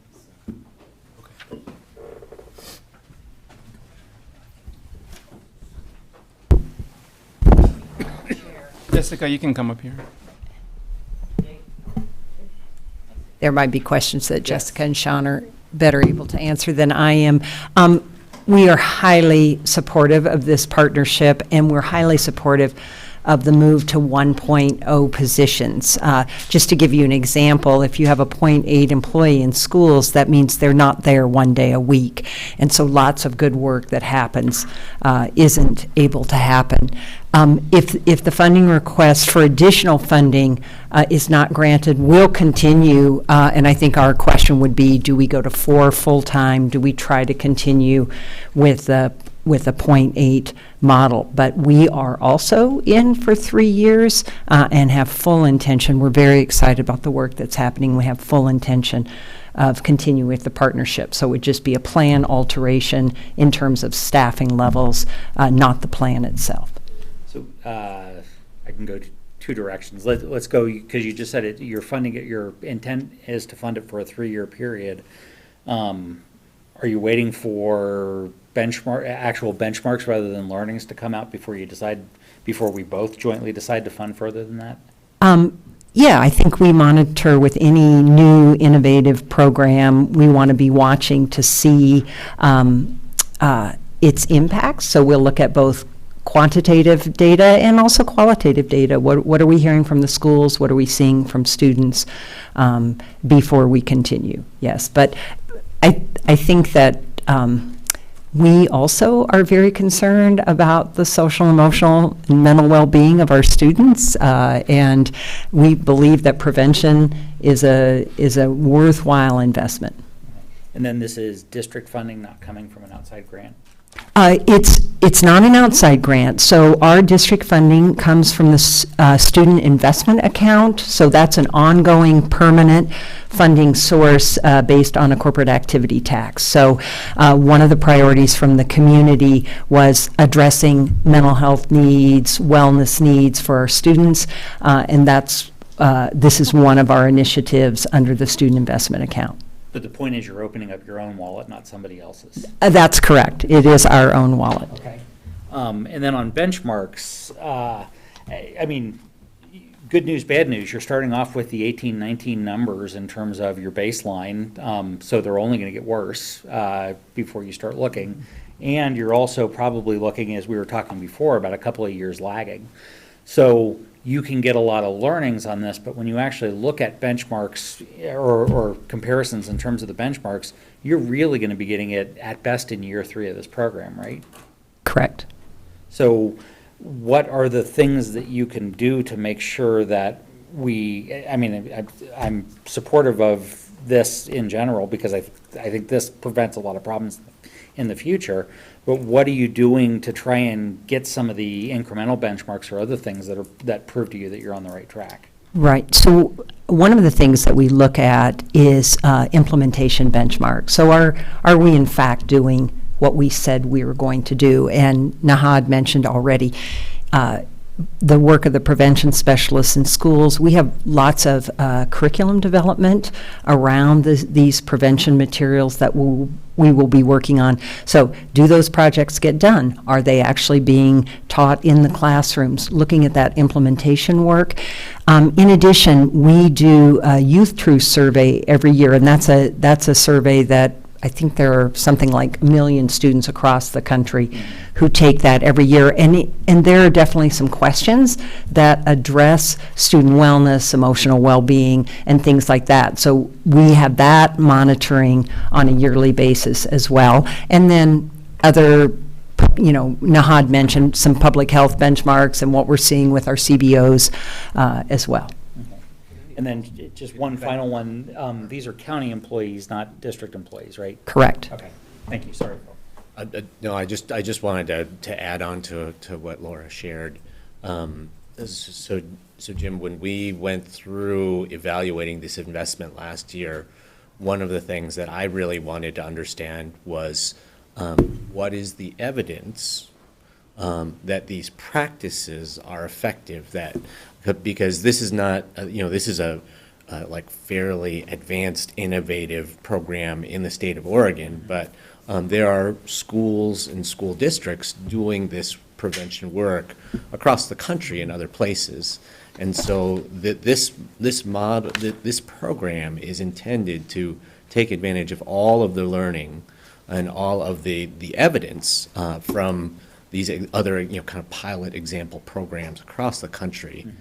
So even though we won't be able to show with data that these practices are having the intended effect here at the local level for a while, we have evidence from other places that these practices are best practices and are successful. And so that's where so if we know we're doing the right things based on national learning, then if you can track implementation, are we ramping up to get the right things done? That's sort of those are the interim measures I think we can look at right now. Thanks, Phil. I just want to say, though, we were just at Caldera High School, I believe, with about 60 students for a Mid-Oregon Credit Union event on financing. And truly, those kids have been impacted for 2 years, and I could not believe how amazingly strong and great decisions they made. And I said, gosh, their parents have really, they made such amazing choices for 15, 16 years old.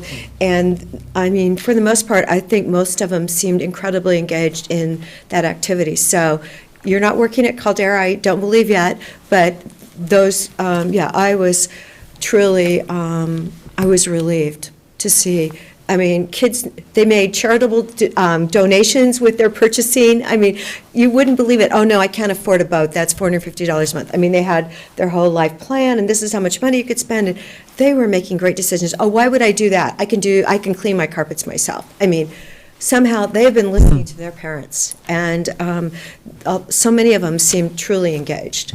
Yeah, there's much to be hopeful about, and I think our students have shown an amazing amount of resilience. And yet, as Nahad said, we have lots of indicators that not all our students are thriving, and so the more prevention work we can do to set everyone up for success, I think the stronger they'll all be. I'm just curious, what are your year 2 high school targets? Jessica, I'll let you speak. I'm sorry, can you Which repeat that schools? question? Which high schools are you targeting for year 2? Year 2 is Summit and Mountain View High School. Okay. We have excited administrators too, waiting for us to arrive. And then I would also add, it's those high schools, but it's what we call their clusters, so the middle schools that serve, and elementary and so forth. I want to acknowledge Amy Snyder sitting in the back. She's our supervisor who is directly leading the implementation of this initiative from the county side. Sean is also here. He's been very much involved from the school district in coordinating with Amy and collaboratively rolling out this initiative, of course, with Laura's guidance and leadership as well. The great questions. There is one particular indicator I'm hopeful about because it correlates with future outcomes, and that's, I'm going to butcher this now, is the youth positive? Positive, yep.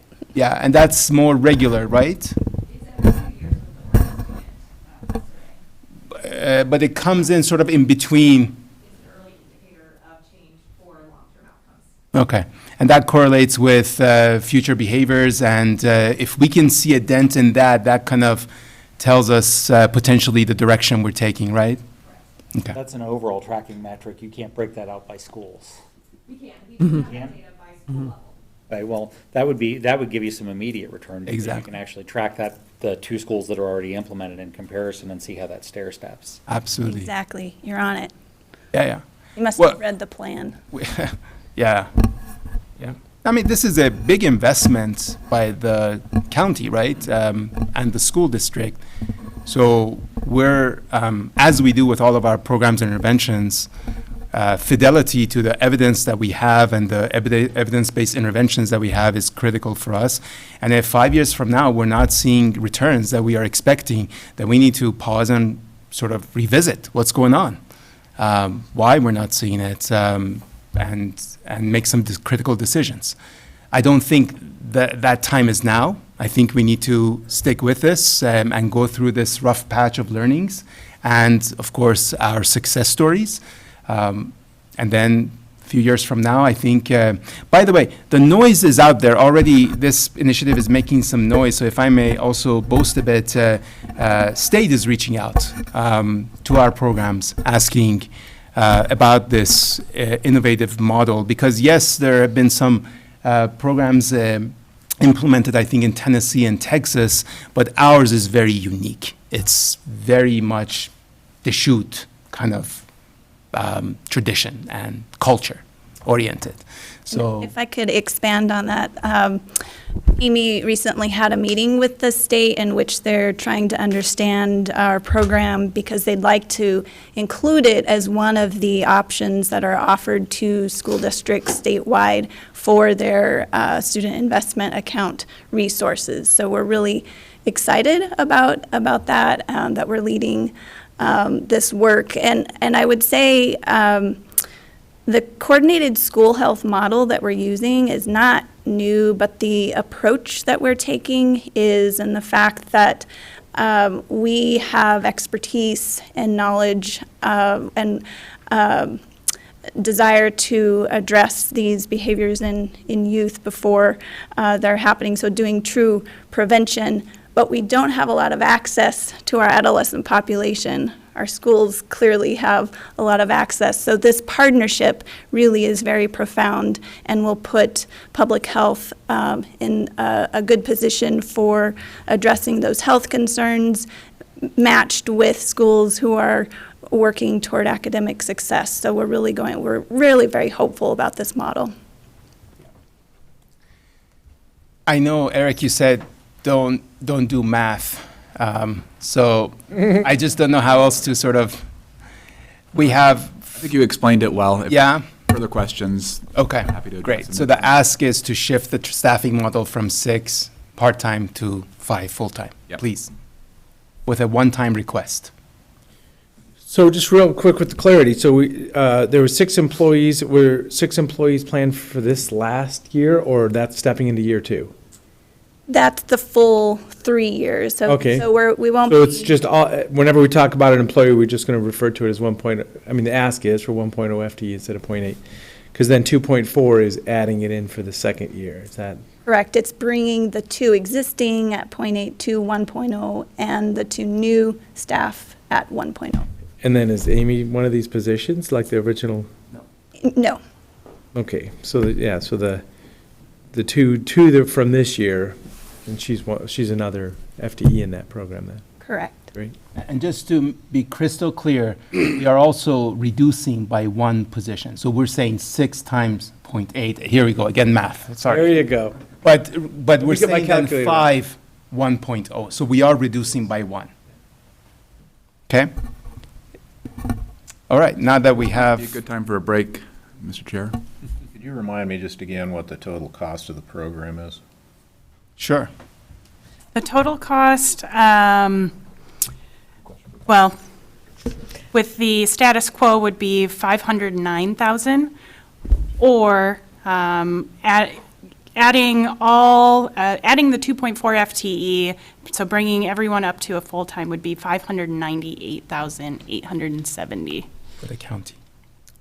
total program So expense. half of it is the school then? Almost half. Half. Yep. So the total, roughly 600,000 with the adjustments, but that's going to be mostly shared.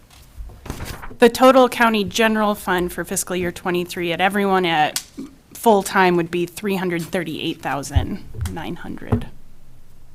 I have a quick question for public health before we break here. Again, if we go to page 4, looking at the long-term public health outlook, it's 2024 running a deficit.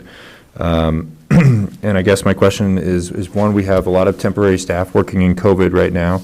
I'm wondering on the expense line, is that drop in the expense from 2023 to 2024 on this graph? Is that showing those FTE That are limited duration. Limited duration? Temporary staff. Going for it, okay. But the limited duration staff, yes. And then I guess my only other question is, earlier in the presentation, Nahad, you said there was a 32% increase in Medicaid here, and a lot of times when there's an increase in need, which is shown by an increase in Medicaid, right, there's a lot of federal dollars and state dollars attached to that to service that need. Do you guys, are you looking for any grants right now to help prop up the revenue for the fiscal year 24-25 ongoing ongoing revenue issues there, or are you in the middle of applying for anything that we might be expecting in those future years? Or, otherwise that would be covered by general fund or some other. Are we in the middle of applying, not that I know of unless go ahead. The only one that comes to mind is the early intervention outreach grant that Dr. Bacho spoke with the board about, I believe this week. Yeah. We are in the middle, yesterday. Oof. We're in the middle of applying for that phase 2. That is assumed that we received that grant.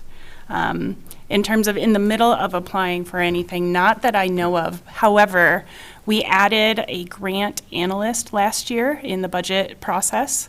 That grant analyst is, she came on board in early December, Michelle Carroll, and she's working with public health to identify where those opportunities may arise. So that is most recently, I would say, launched. Do we anticipate any increase in programmatic element funding from the state? We don't have any indication that. So let's just maybe, these are really great questions. So if we're looking at public health's fiscal space, right, there are multiple ways where we can expand this fiscal space, right, either reducing cost, savings, or bringing in funding through grants and or revenues. I think part of our strategy is looking at efficiencies in our direct services, because we think there is a great deal of room there, and Pamela, I think, is still here. I don't know if she's still here, but she could speak to that too. There is a great deal of room for maximizing revenues. These are services provided and reimbursements that we would get from OHP or Medicaid. Even for example, our reproductive health services, 25% of our clients have commercial insurance that we could perhaps further maximize. So I do think there is an opportunity for us to expand our fiscal space through increasing and maximizing the revenues. We are going, in terms of grants, we're going to, like we always do, we're going to be rational about which grants to apply for, of course, through the guidance of our commissioners. We're not going to chase grants just because the dollars are out there. We're going to look at the community needs, look at the vision for the county, and then put our effort and resources into that. Thanks, Nahad. One addition here is the Family Connects Oregon that Nahad spoke about earlier does hold an opportunity for increased revenues. We are leading the way in the state for this demonstration or pilot program. The unknown is really on the number of services that we may provide under this, but it could generate about $1,000 per service.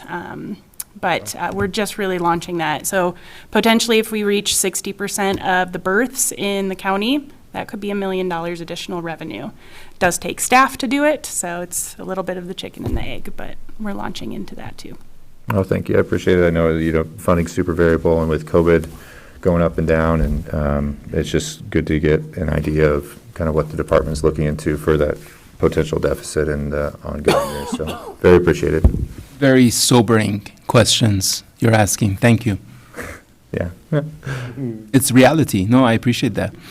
Do you want to take, you said you want to take a break, or we have 2-3 slides left? I recommend a break, Mr. Yeah, let's Chair, take a and also 10-minute I would break. like to And thank can I- representatives of the school district for coming. It's very helpful to have you here. Thank you so much, and don't hesitate to reach out.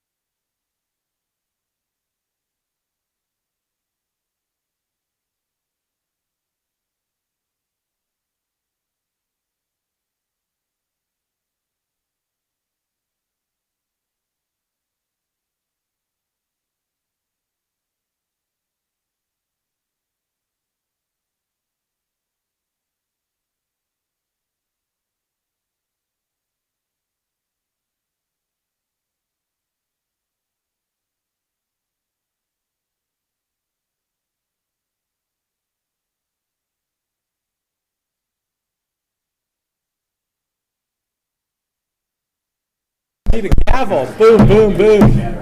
All the school people.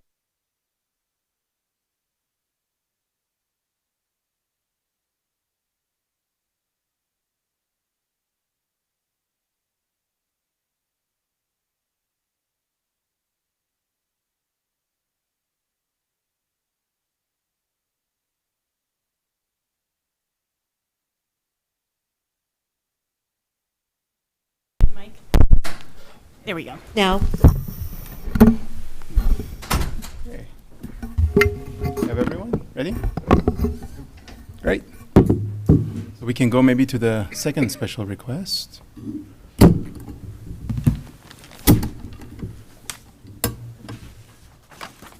On. There we go. There we go. Great. So, thanks for everyone coming back. Our second special request is pertaining to our health officer, which thankfully the committee approved last fiscal year, but to be paid for with temporary COVID-19 funds.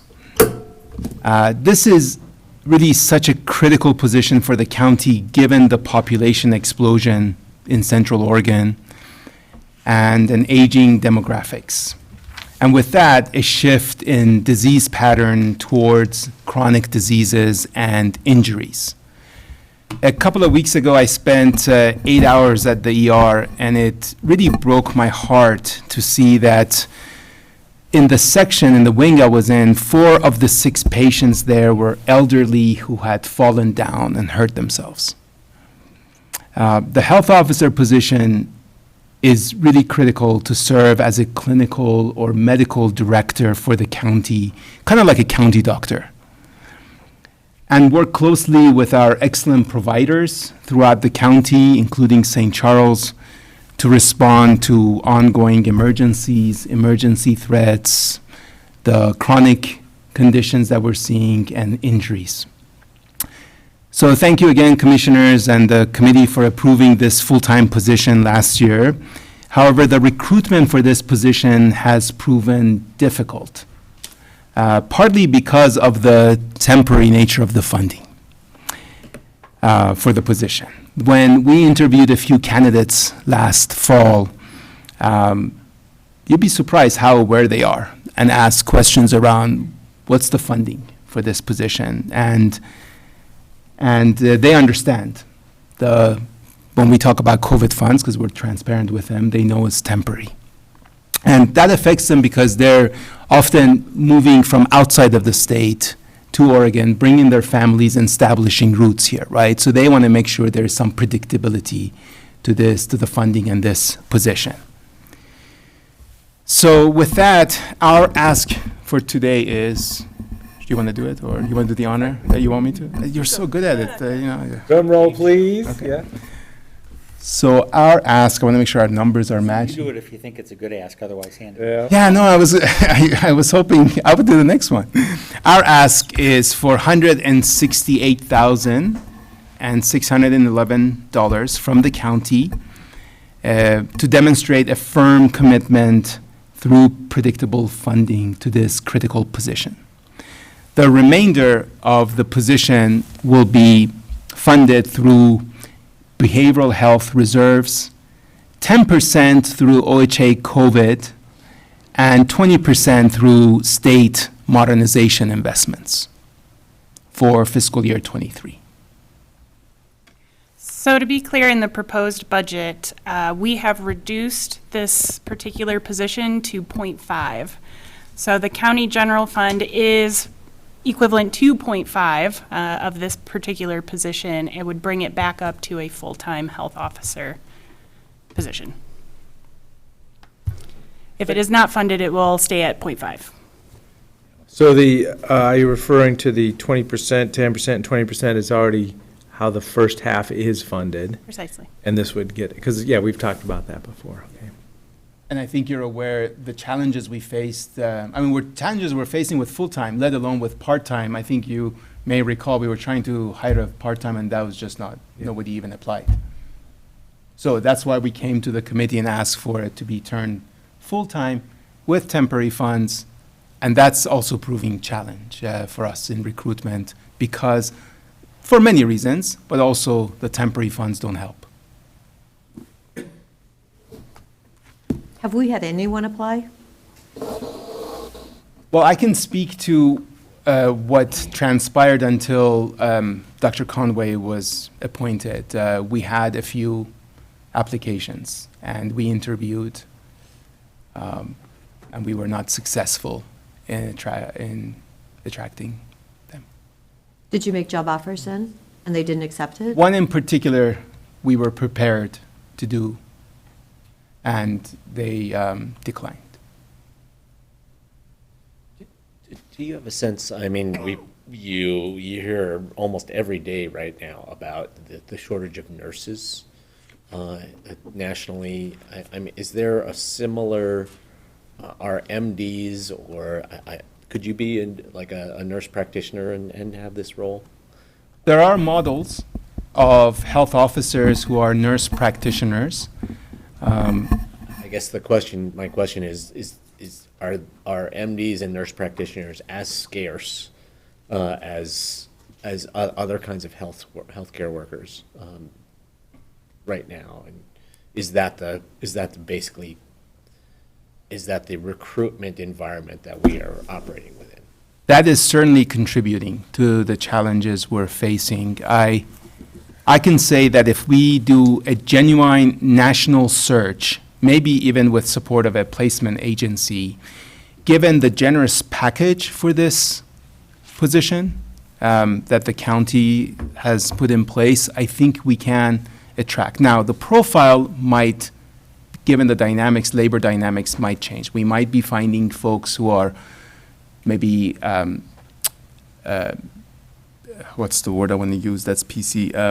Perhaps they're growing in their experience and gaining professional experience so early on in their years of professional life, or those who are more mature in their profession and perhaps looking for their next step and retirement eventually and what have you. So we might be focusing on a different profile than we would otherwise with different labor market. So at this point, you're looking to fund it full-time, but it looks like then you then have the question for next year as well, because you're still missing a significant amount of funding for next year, or at least you don't know where you're getting it from. Is that gonna help or hurt recruitment? Cheryl, in terms of the funding this proposal is for fiscal year 23. Correct. But we anticipate There's a gap in 24, at least the way you list it. There's a gap in 20. You've got a .4 FTE TBD for 24. So is that,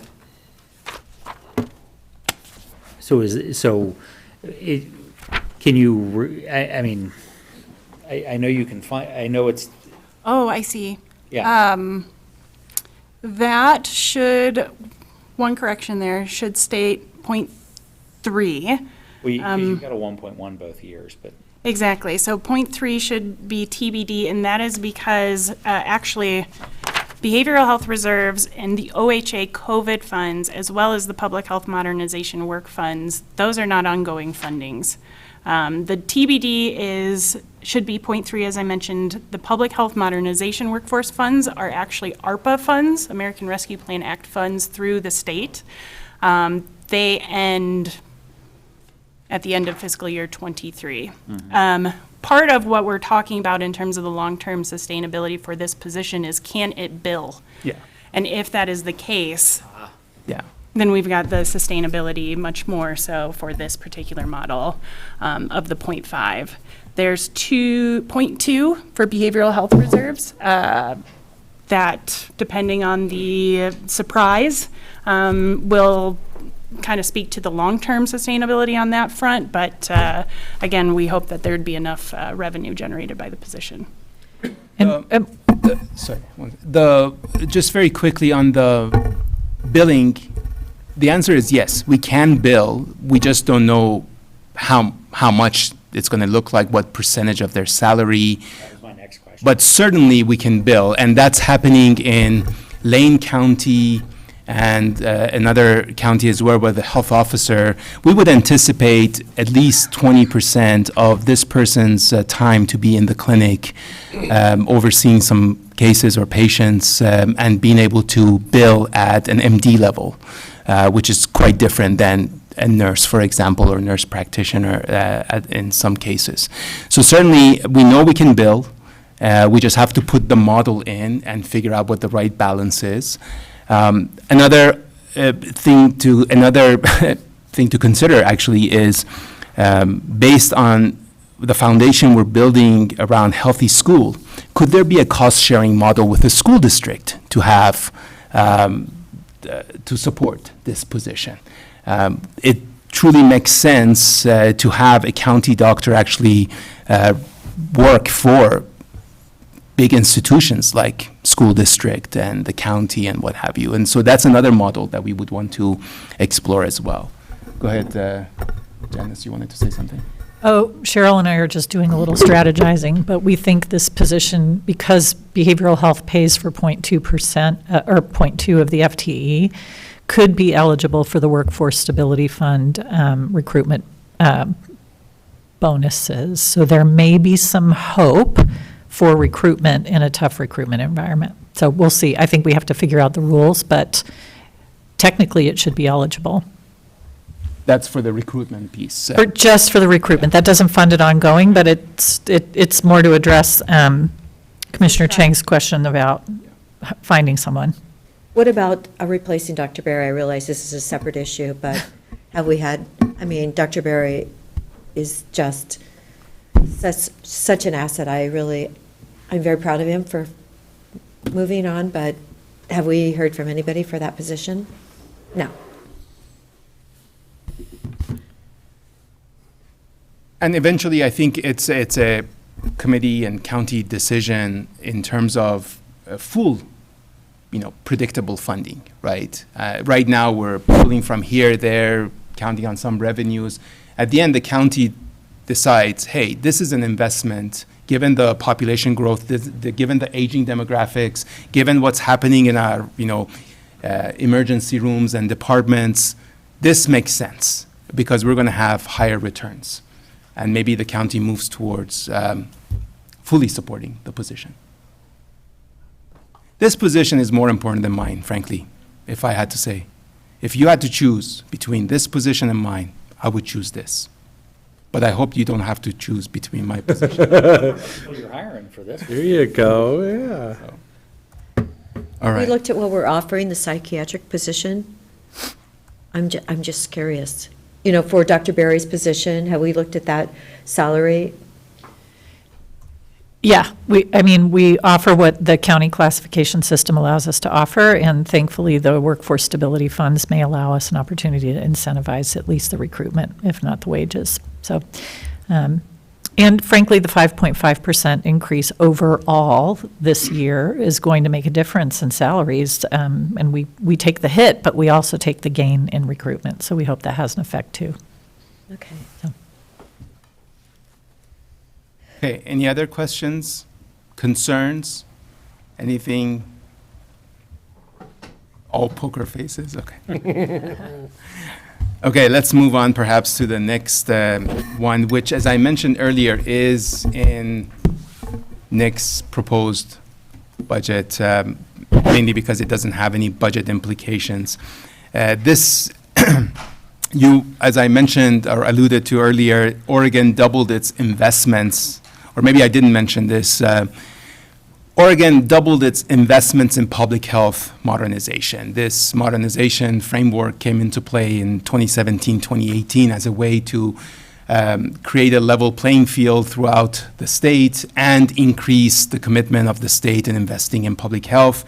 It's modest or nominal investment. It started with a couple of million, maybe 5 million. It went up to 15. This year it's gone to 30 million, not to us. This is throughout the state.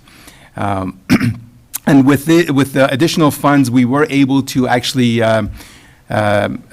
build more foundational pieces throughout the department. And we started, with the board's permission and approval, of course, we started the recruitment. Now, again, the labor market is creating some challenges for us, but again, what is certainly discouraging applications is the label of LTD, limited term duration, that's on the recruitment. We do think that modernization is a more predictable investment by the state. No one can be certain about it, but we do think, given the history since 2017, it's more predictable. So with that in mind, we're asking the board's consideration to convert the LTD to regular position so that we have, hopefully, better success in recruiting. Now, with delay in recruitment, we're going to have some money left, which it does not necessarily build into beginning working capital. We might return it to the state, which get distributed to other counties. So I'm hoping we can avoid that, so we can address both recruitment and keep the money in the county. But no budget implication on this, just changing the label. I'm going to correct the slide and eat this one as my error. The funding should say Oregon Health Authority Public Health Modernization Funds. Has nothing to do with behavioral health programs. And the 30%, that shouldn't be there either. Correct. It is 100%. How long do those modernization funds last? You say 23 plus what? Well, it's biennium approved by the legislature. I did reach out to them. They told me to assume level funding, and they're working on increasing it. So that's what I am sort of basing things off of. Obviously, level funding, as our personnel increases in level funding, that does create that gap. But we historically have seen an increase in public health modernization funds, so we're banking on that increasing. And of the 5, how many are currently faces as opposed to spaces? We have, I believe, 2 of them filled, and one of them is shifting positions. So we have 2 that we cannot recruit for, and they're nurses. Yeah. For the most part, yeah.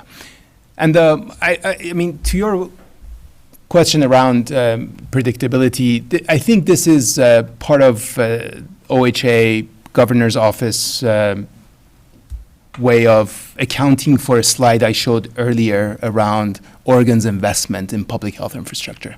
So I think they're trying to correct that and get on par with Idaho, for example, and Washington and others. So it would really surprise a lot of us if this investment doesn't continue. Okay. Well, and this is that dynamic change I was talking about. Each year, there's these, funding things that are coming. We need to predict the future. It's the politics, it's the economy, and everything just stacks up on top of each other. And then you think, okay, well, limited duration is the comfortable way to start, because if we get somebody to provide the great service, it gets feedback to the legislature, they're doing great things. But if we hire a bunch of people, and it's either going to be the general fund or maybe reducing staff if the next fiscal year we don't have it funded, this is that scenario. Well, I don't think the makeup of how the state does things is going to change anytime soon, so that's a positive, right? I mean, my old job, I would say the branch predict is probably a pretty positive to happen, but I'm just curious. Yeah. I mean, this is kind of talking about that responsiveness to change. I mean, I think this is also an important, a good opportunity to mention that in my opinion, we have taken a fairly passive approach to state and federal funding priorities in the realm of health. We basically just kind of we're policy takers instead of policy makers or policy drivers. And we are, the board is in the process right now of revisiting our advocacy or lobbying contract and kind of the scope of services involved in that. And I really believe that when we think about health services and how dependent the services that we provide are on state and federal policy making, it would be beneficial for us to take a more active role in advocating for the kinds of priorities that are important to us, so that the priorities that show up in legislation and the dollars that show up from the state and federal government can hopefully be better aligned with what the services that we think should be high priorities. And so just flagging that for when we get to the discussion of our advocacy lobbying contract, that I think there's real opportunities for us to focus that contract role on our health services, health policy, health funding, advocacy needs. I mean, if I remember looking through the grants, it looks like a lot of the state stuff is ending effectively at the end of this biennium. So there is going to be a gap no matter what. Yeah. Yeah, and I mean, there probably will be new programs and new priorities that come out of the legislature, but we have a chance to be really talking to the legislature about these things, as opposed to just kind of waiting and seeing what comes out of the black box. And Deschutes County is viewed as a leader in health services across the state on many, many fronts. And so I think that puts us in a very good position to advocate for the kinds of priorities that we see. Okay, we're running, I had a summary slide, but I'm going to skip that. This summarizes the special request and give the floor to Eric and admin services. Eric, do you want to come in? No, actually, Cheryl and Chris are going to take the admin slides. Thank you for your time.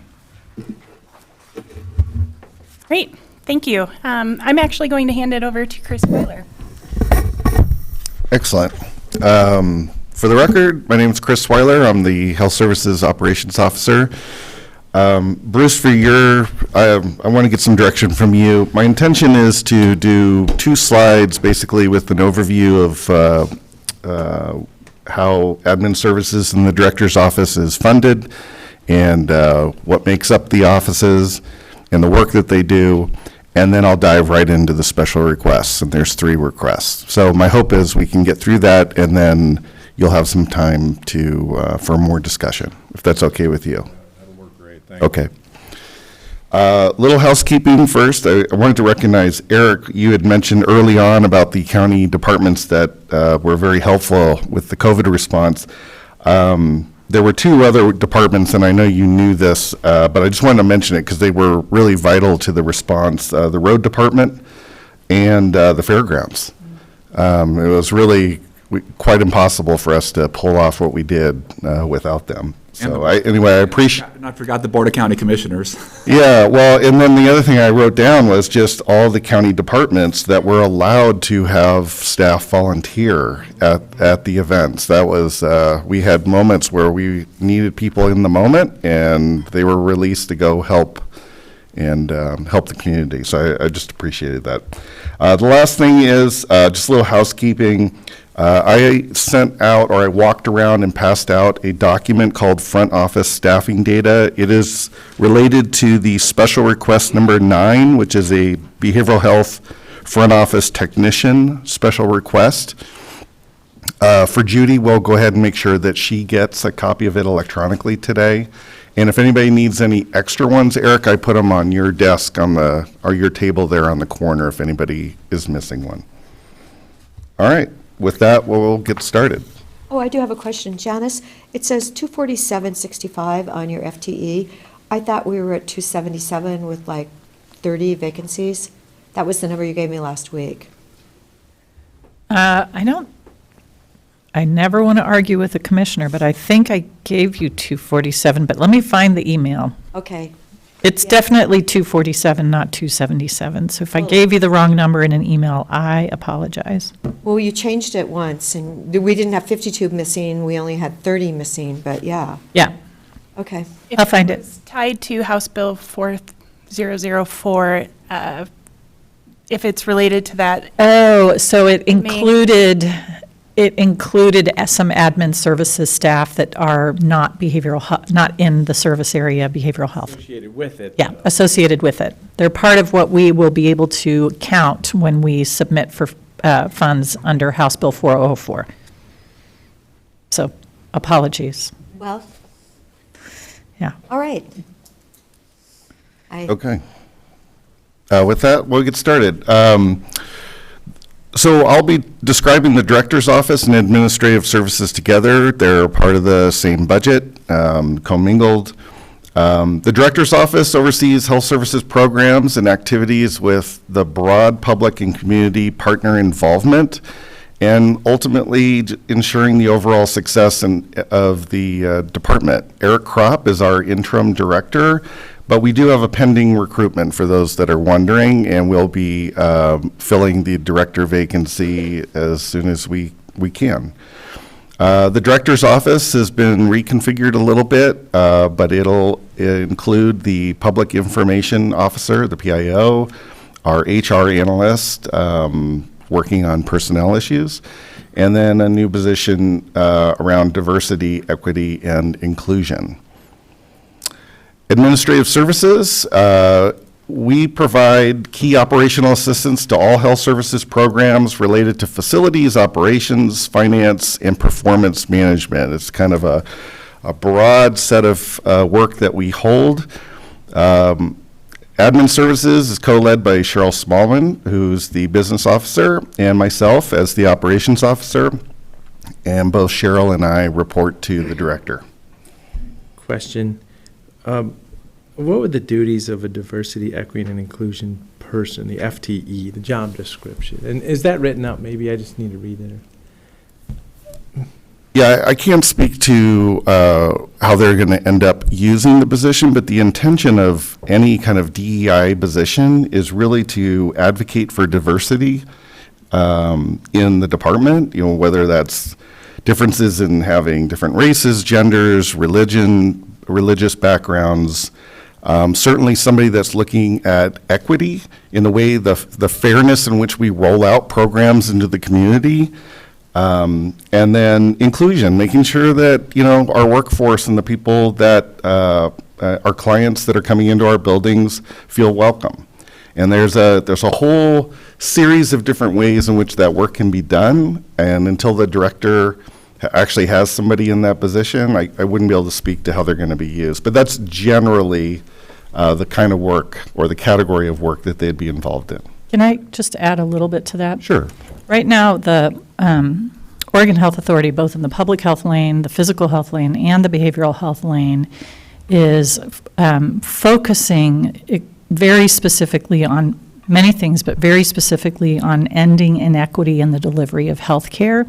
So anytime they're funding us, they're really asking us to take a look at our community and make sure that we're targeting efforts so that people who are disproportionately impacted by any condition of health, their needs are addressed. So I know Chris is describing an internal focus, and that's great, but I'll just speak for myself. What matters to me a lot is that we have someone who's expert on helping direct our services so that we are doing the best job we can to address inequities in how healthcare gets delivered in the community. So I would see that person as really being our consultant to make sure that we're doing a good job for everyone, including people who don't come to us because they don't trust us. And that's what the equity work is really focused on. I would add, it's kind of looking at underserved populations. The commissioners have seen the vaccination rates by race and looking and saying, okay, how can we improve that? And what the department did was have employees go out to the communities to engage different groups, gain trust, increase the vaccination rate. So it's kind of doing that, but for other services in health. Well, as I say, I kind of want to learn more because it seems to be the theme, but I just can't seem to get grounded in it. You know, I mean, I just think like an engineer or like a software developer. A person is a person, and a person has, you know, rights and responsibilities, and they're a member of our community. We want to provide the same, you know, services in a common, cost-effective fashion. So I just always struggle with, okay, except for that other person that I don't know or I don't see or I don't understand, I'm available for that. Yeah, so when we've talked about this a little bit in the past. Well, and I would have gone down a similar path. 'Cause you partially answered my first question, which was, why would this not be a function of HR? And your answer is because it's at least in part outbound as much as it is inbound. Did I get that right? I hope it's mostly outbound from my perspective. So then why wouldn't it be a function of the PIO? Well, because PIOs don't have expertise in health equity. They have expertise in communication, and this is a really different kind. So I would hope for someone that has knowledge of healthcare, knowledge of health equity, understands how those communities are impacted when they're struggling with health, mental health, addiction kinds of issues, and PIOs don't. I mean, no offense to PIOs, they're wonderful and skilled, but that is not their skill set. There is actually some expertise to be relied on for this kind of a role. I want to add that this is a current limited duration position through fiscal year '24. So it's not a new position, it's already... It started as a public health COVID position that had a much broader implication to it than just COVID work. So we have requested to move that into the director's office for that broad implementation. So just terminology-wise, it's been mentioned a couple times, the communities. There's one community too. You know, I mean, obviously, if you're in our community, we're offering services. So that's why I struggle with this. You know, if we start putting groups of people together and saying, okay, well, you're going to get these services, and we're going to hire somebody so we can do something along your, you know, cultural or whatever the needs are. I struggle with that. I think we have this discussion every year a little bit. And if there's more information here that we can bridge that gap, that's great. You know, we're going to hire somebody, and maybe that person can explain it to me. I'm like, oh, that's what we're doing. So I have an idea. I'll talk offline. That's fine. Yep. Okay.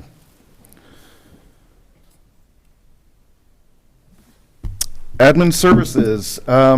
So admin services in the director's office budgets are supported by indirect charges to the department program. So basically, it's a proportional cost based on their budget. So indirect costs right now, and correct me if I'm wrong, is 70% behavioral health, 30% public health when the charges are made. There are 51.64 FTEs that make up admin services. It's a relatively small percentage of the overall department. There are two portions of admin services that I just want to highlight. Business intelligence. This is our data and analytics work, our billing and credentialing, fiscal and contract services, and accounting and grant management. The operations is really around safety, facilities, and fleet issues, continuity of operations, which is really about responding if there's an impact of some kind to operations, how do we keep operating? Our health information technology folks, that's our electronic health records, how we keep client records and keep them safe. Project management, our compliance, privacy, and our behavioral health front office. I want to recognize the BOCC for converting the limited duration CCBHC positions in the past, because it's an example for admin services as a way to respond to the concerns that we had to help stabilize the work that we're holding. We're a relatively small amount of people that are holding the work, but when we have basically core capacity that holds the work, and they're in limited duration positions, there's a lot of turnover. There's a lot of vacancy. It is very difficult to build, to train people, to recruit people, and then to have them hold the work over a long period of time. It's hard So for example, Public Health brought up the Families Connects program. You know, when we have to build a program and we're doing it with people that are in positions that are limited durations, and we're trying to do some long-term planning on how do we hold this work, or how do we strategize to make these new programs work, you help solve those problems. So I just want you to know, generally speaking across the board, any request for a limited duration position that can be converted to regular, in particular in admin services, really goes to the foundation of our ability to be able to respond to what behavioral health and public health may need. So I just wanted to acknowledge that. I mean, you say you're relatively small, you're 12% of the organization. So is there a benchmark ratio that you're trying to hit? Yeah, I think I'm going to show a slide on this, and I'll speak to that. I'll hold my fire then. All right. So this is a summary of the special requests. Special request number 5 is to convert a PIO position to regular. It's a 1.0 position. The total fully funded costs are represented there, $122,442. There's no general funds being requested, and the position currently is slated to end on June 30th, 2023. The fiscal support position is proposed in the budget. Thank you, Nick. And no county general funds are being requested. It's fully funded at $85,482. And this position, at least for the moment, is slated to end on June 30th, 2023. And then the last special request is number 9, in adding a behavioral health front office technician. It is not in the proposed budget. There is no county general funds requested at this time. Chris, quick question. How many FTEs are in admin services, and of those, how many are behavioral health front office technicians? Yeah, so we, what did I say? We had 51.64. We have 10 positions that are behavioral health front office, which means the remaining amount, 41 other positions are that make up the core of the rest of admin services. The reason behavioral health front office is under operations in admin services, it is funded by behavioral health. It directly works with behavioral health clients, but there is a necessary need to make sure that the work at the front office actually complies with the OER obligations, our privacy obligations to keep client data confidential, and making sure that our electronic health record system, when it's designed, and the way in which we teach people are all working together. And so we have always had, or at least since I've been here, we've had the behavioral health front office as a part of admin services to make sure that the work that they're doing is aligning as best that we can to make sure that we're able to serve the public, but also meet all our OER obligations and service obligations. I will tell you that this has been a strategy that has served us well. Dan Emerson would know this, but we have something called service invalidations. And if the front office staff are not entering data correctly or doing the work that they're intended to do, it can lead to a service that's rendered, and then we're not actually allowed to collect the money because something got missed. So it's imperative that this group remains, in my opinion, as a part of this group, because there's continuous training to make sure that this group is doing what we need them to do, and it does affect revenues if they're making errors. I think Eric brings up that point because some of what is in administrative services in other organizations would be considered direct services. So when you look at the FTE and you do other jurisdictional comparisons, it varies widely based on where they place FTE in those groupings. Health information technology would be another example of potentially being a direct service. Yeah. Of that 12%, 20% are actually interacting every day with clients and entering information in the medical record, which I consider a direct service compared to processing billing on the back end, if that's helpful. And health services, as someone who used to work in health services admin, health services, as Chris was just saying, they deal with so many different insurance companies. It's really important to have a really strong fiscal and data analytics staff, because at the end of the year, there's usually reconciliation with these insurance companies. When I was there, it was $300,000 to $500,000 a year. And so, that if we just don't have the staffing and don't have the time to do the analysis, the admin department would lose out on that revenue. So Jim, to your original question about the percentage of admin staff, I think if you look at this graph over the course of since 2018, we're showing the green portion is the admin FTE in relation to the overall FTE count for the department. What I'd like to point out is pretty consistent numbers of people that are supporting admin services.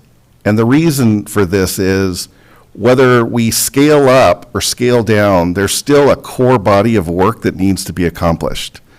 So having the stability of having this core group of people that are available, regardless if the department continues to grow or not, I don't see it being some kind of ratio, and I don't have a ratio for you, but I guess what I would say is we've been trying to maintain as steadily as we can with the understanding, and frankly, we're relying on this group to understand there are going to be moments where we need to add a person here and there. We need to change an FTE from one purpose to another so that we can meet the new need of whatever it is that the service areas are needing.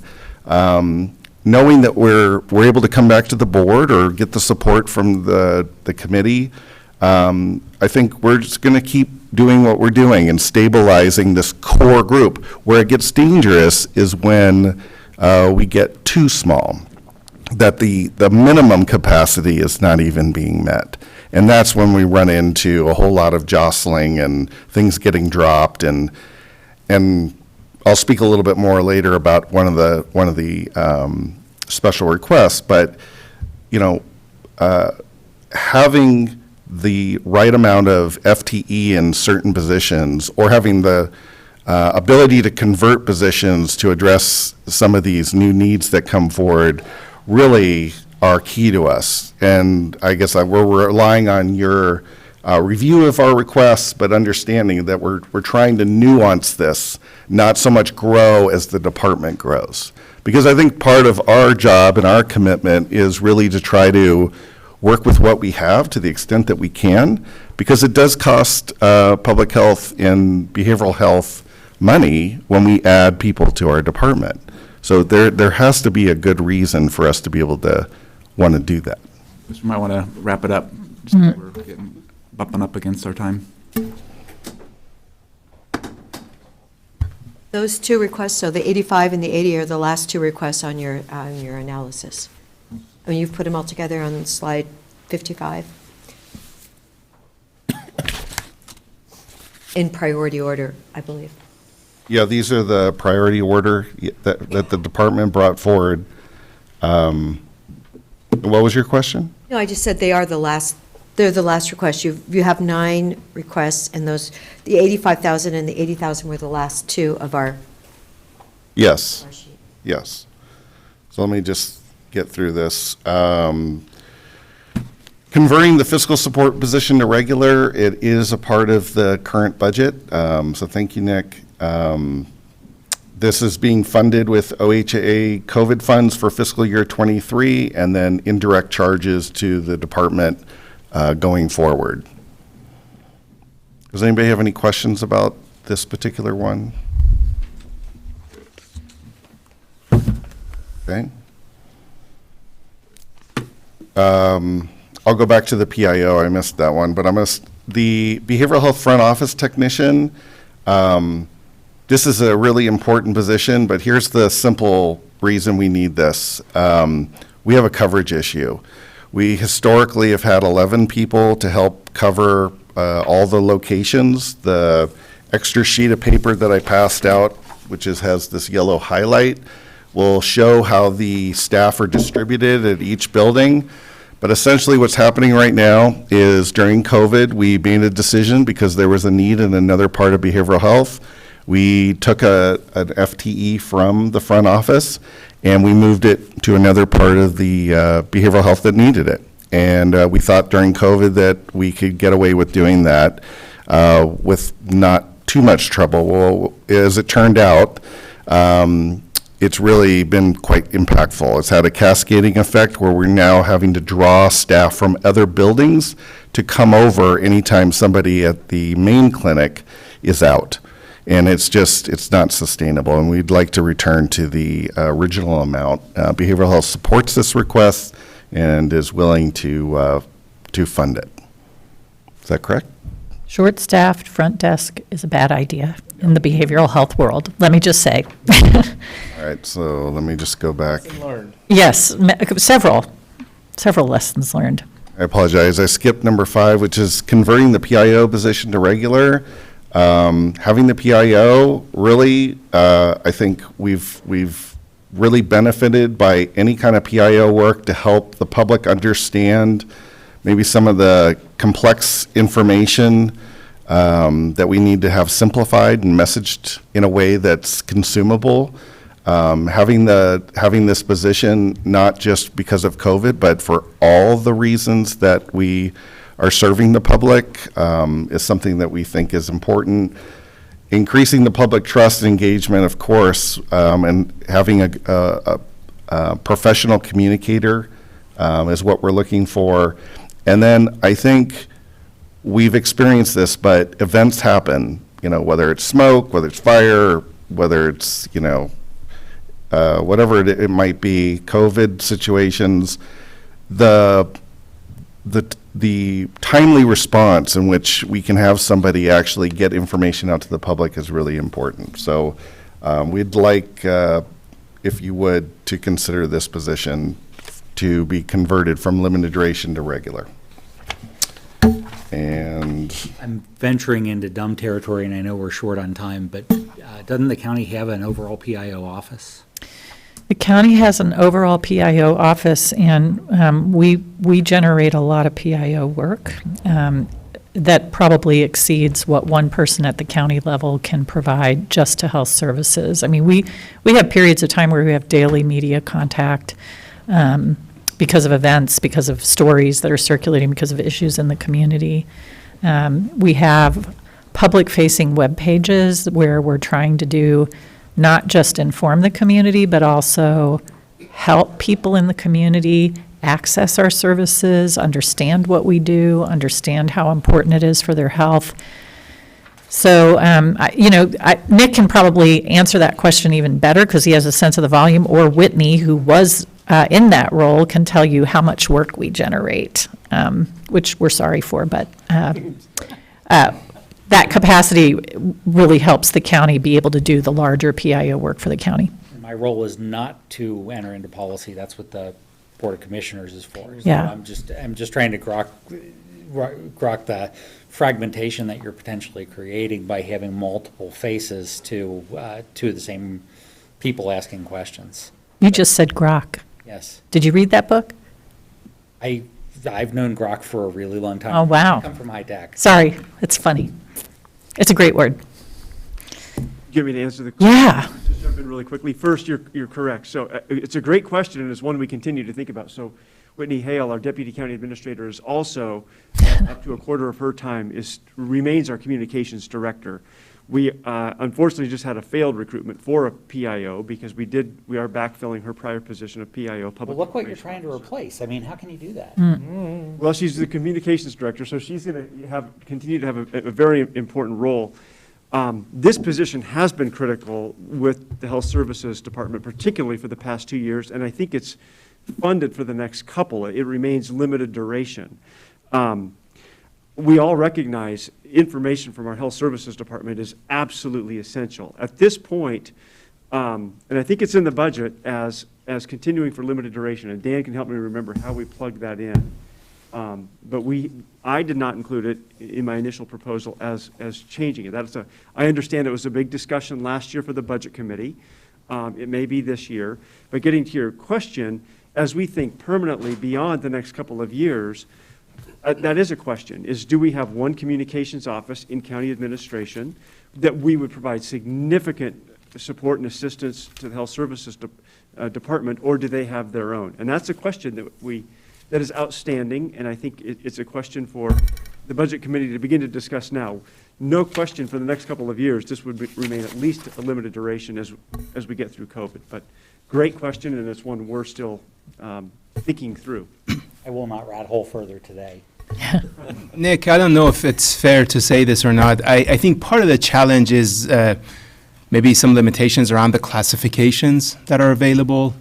And we look at the skill set we need and then look at what classification series is available and try to match the two. I would say, at least from a public health standpoint, really what we need, and this is what this role is partially going to fulfill, is a health literacy specialist, right? So it goes beyond the typical, I think, PIO-related duties and responsibilities that we've seen around branding and marketing and communications with the public and information sharing, and really focusing on some of the behavior change, health literacy aspects that's very specialized to health services, in particular to public health. So if we had that classification, that's probably what we, at least in public health, would have called it, but we don't, so PIO seem to land well for us. Right. Yeah, and I would just build on that. The only other PIO we have outside of the limited duration in health services is with the sheriff's office. They do have their own, and that's probably not the right title. It's a public information officer, or it's effectively a public information officer. So we do have the model built in to the county, and so it's a great question and discussion. It's limited duration ending in 1 year, so June 30th of next year. Hard to know. Do we get to the summary? Summary wise, it is what it is. It's in your budget out there. However, what I'm more interested in the next minute or however long you're willing to imbibe is what you would like to know more about come the third week of May. We touched really briefly on environmental health and kind of the rebounding field inspections and revenues. Prior to COVID, we were at a point where we understood that the fee structure that we had in place was not generating adequate revenue to have enough staffing to have reasonable inspection loads. And I am wondering, understanding that we are recovering from COVID, there's probably backlogs of inspections, people who have not been able to do their primary job for a while and all sorts of things. But I'm wondering, basically, when we circle back to the sustainability of how environmental health is funded and staffed. You'd like to know more about that in May, or? Well, I mean, or if we're not going there this year, and there may very well be good reasons not to go there this year.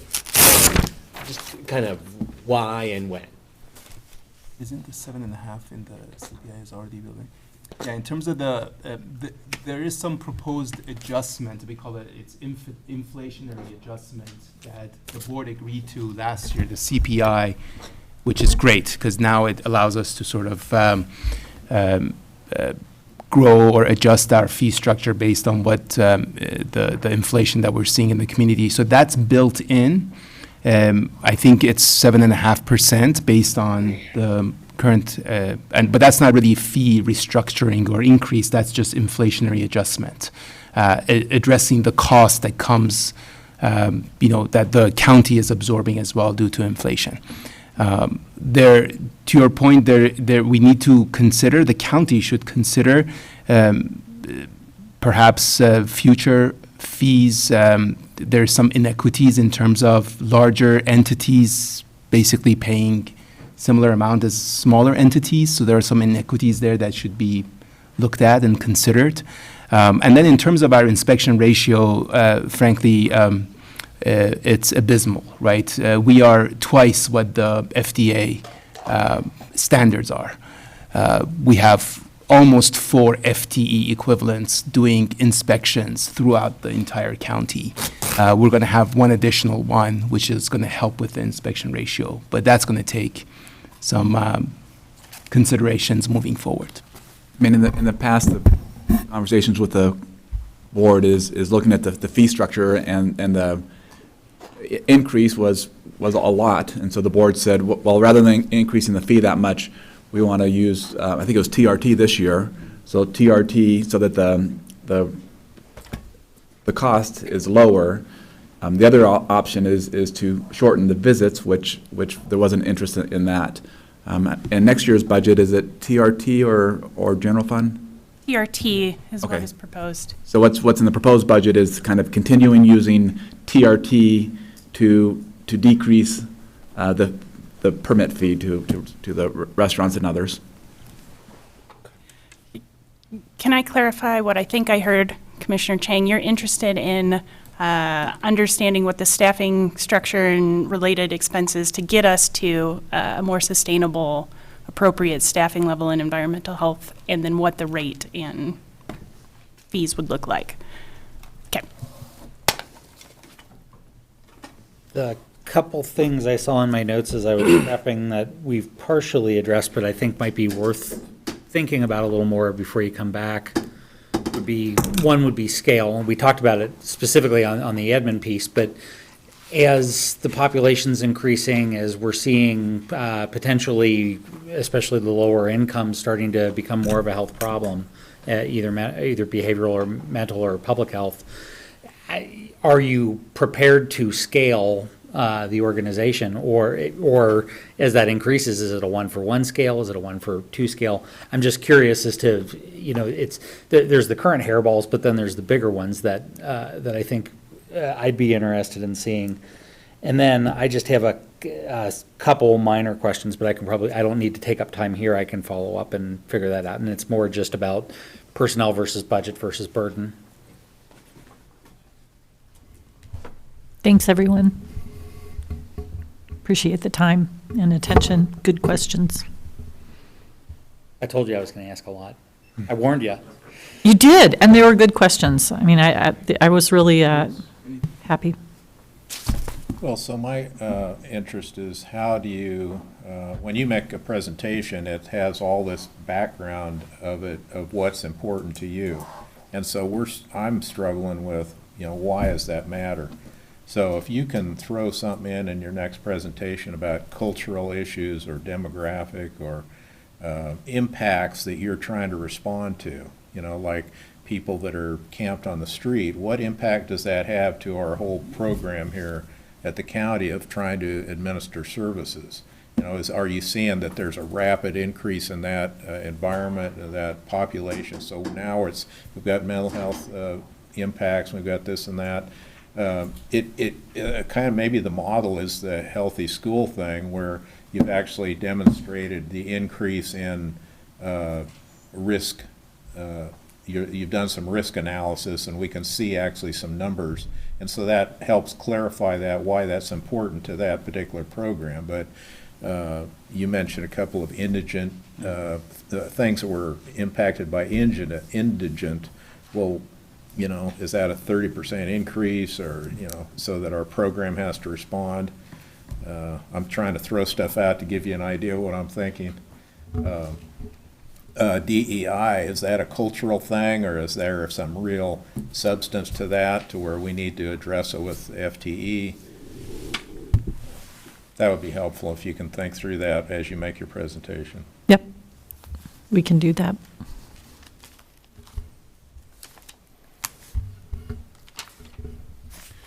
So real quick, one theme I'm seeing, the health officer is different than the psych doctor. That's The medical director. Yeah, medical director. But, so I'm thinking on behavioral health side, when you have that psychology type doctor, that's that subset of people. When we have it on the behavioral health side, it's the whole population. So. On the public health side. Yeah. Yeah. Whole public health, whole side.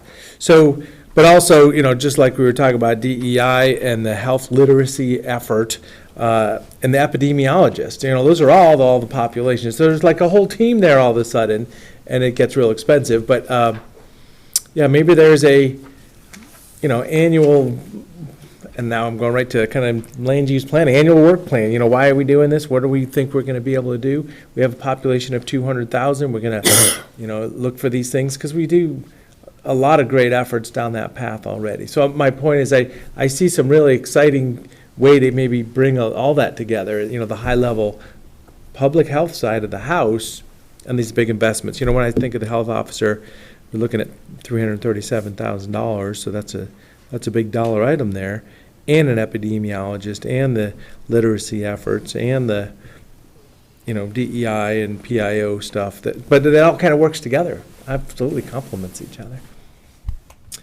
We can talk. And there are probably some ways to really tie these specific roles to mandated services. And you're right, a behavioral health line is super clear because there's a thing we do, and it's all a variation on the thing. And in public health, there's a whole array of things that are done, but much of them, nearly all, are required, and each of those roles has an impact on delivering those required services. So tying it. Commissioner Chang was saying, we're usually just receiving what's going on at the state legislature, If we had just that half a step ahead, this is what we want to see from the legislature. Yeah. And, hopefully there's good choices being made on both sides, but we could drive it just a little bit more. That in my mind would be some of the major benefit of doing strategic planning or our analysis is to help line us up for our advocacy efforts, because unlike, the community development department, it basically runs on local fee revenue, and we have broad discretion on how those funds are expended. Our health programs are highly dependent on federal and state funding programs, and so you are again, we're policy takers. We are implementing the programs where, that are, where the funds are available, and hopefully those align, ideally those align perfectly with what we think needs to be done for our community. But the more we have that kind of strategic look at our community and what our needs are, the more we can drive the policy to match what we need. So in your budget binders is the Regional Health Improvement Plan. That is a really good initial primer on what this community decided together were critical gaps and needs that should be addressed. It's pretty big, it's pretty broad, and it covers lots of things. We can certainly talk about how our services directly align with those strategic efforts. And then what I would say to you is we can also probably talk about what our state is saying to us and what our federal government is saying to us right now about what we should be focused on. Whether we agree with that or not, that's a discussion politicians have with each other, but we get funded based on those imperatives, and so we have to align ourselves to be well positioned to be responsive to those. And then the third thought I had is actually a thank you, because your advocacy has mattered. We have Ccbhc because of advocacy that happened at the local level. We have increases in aid and assist dollars because of advocacy that happened at the local level.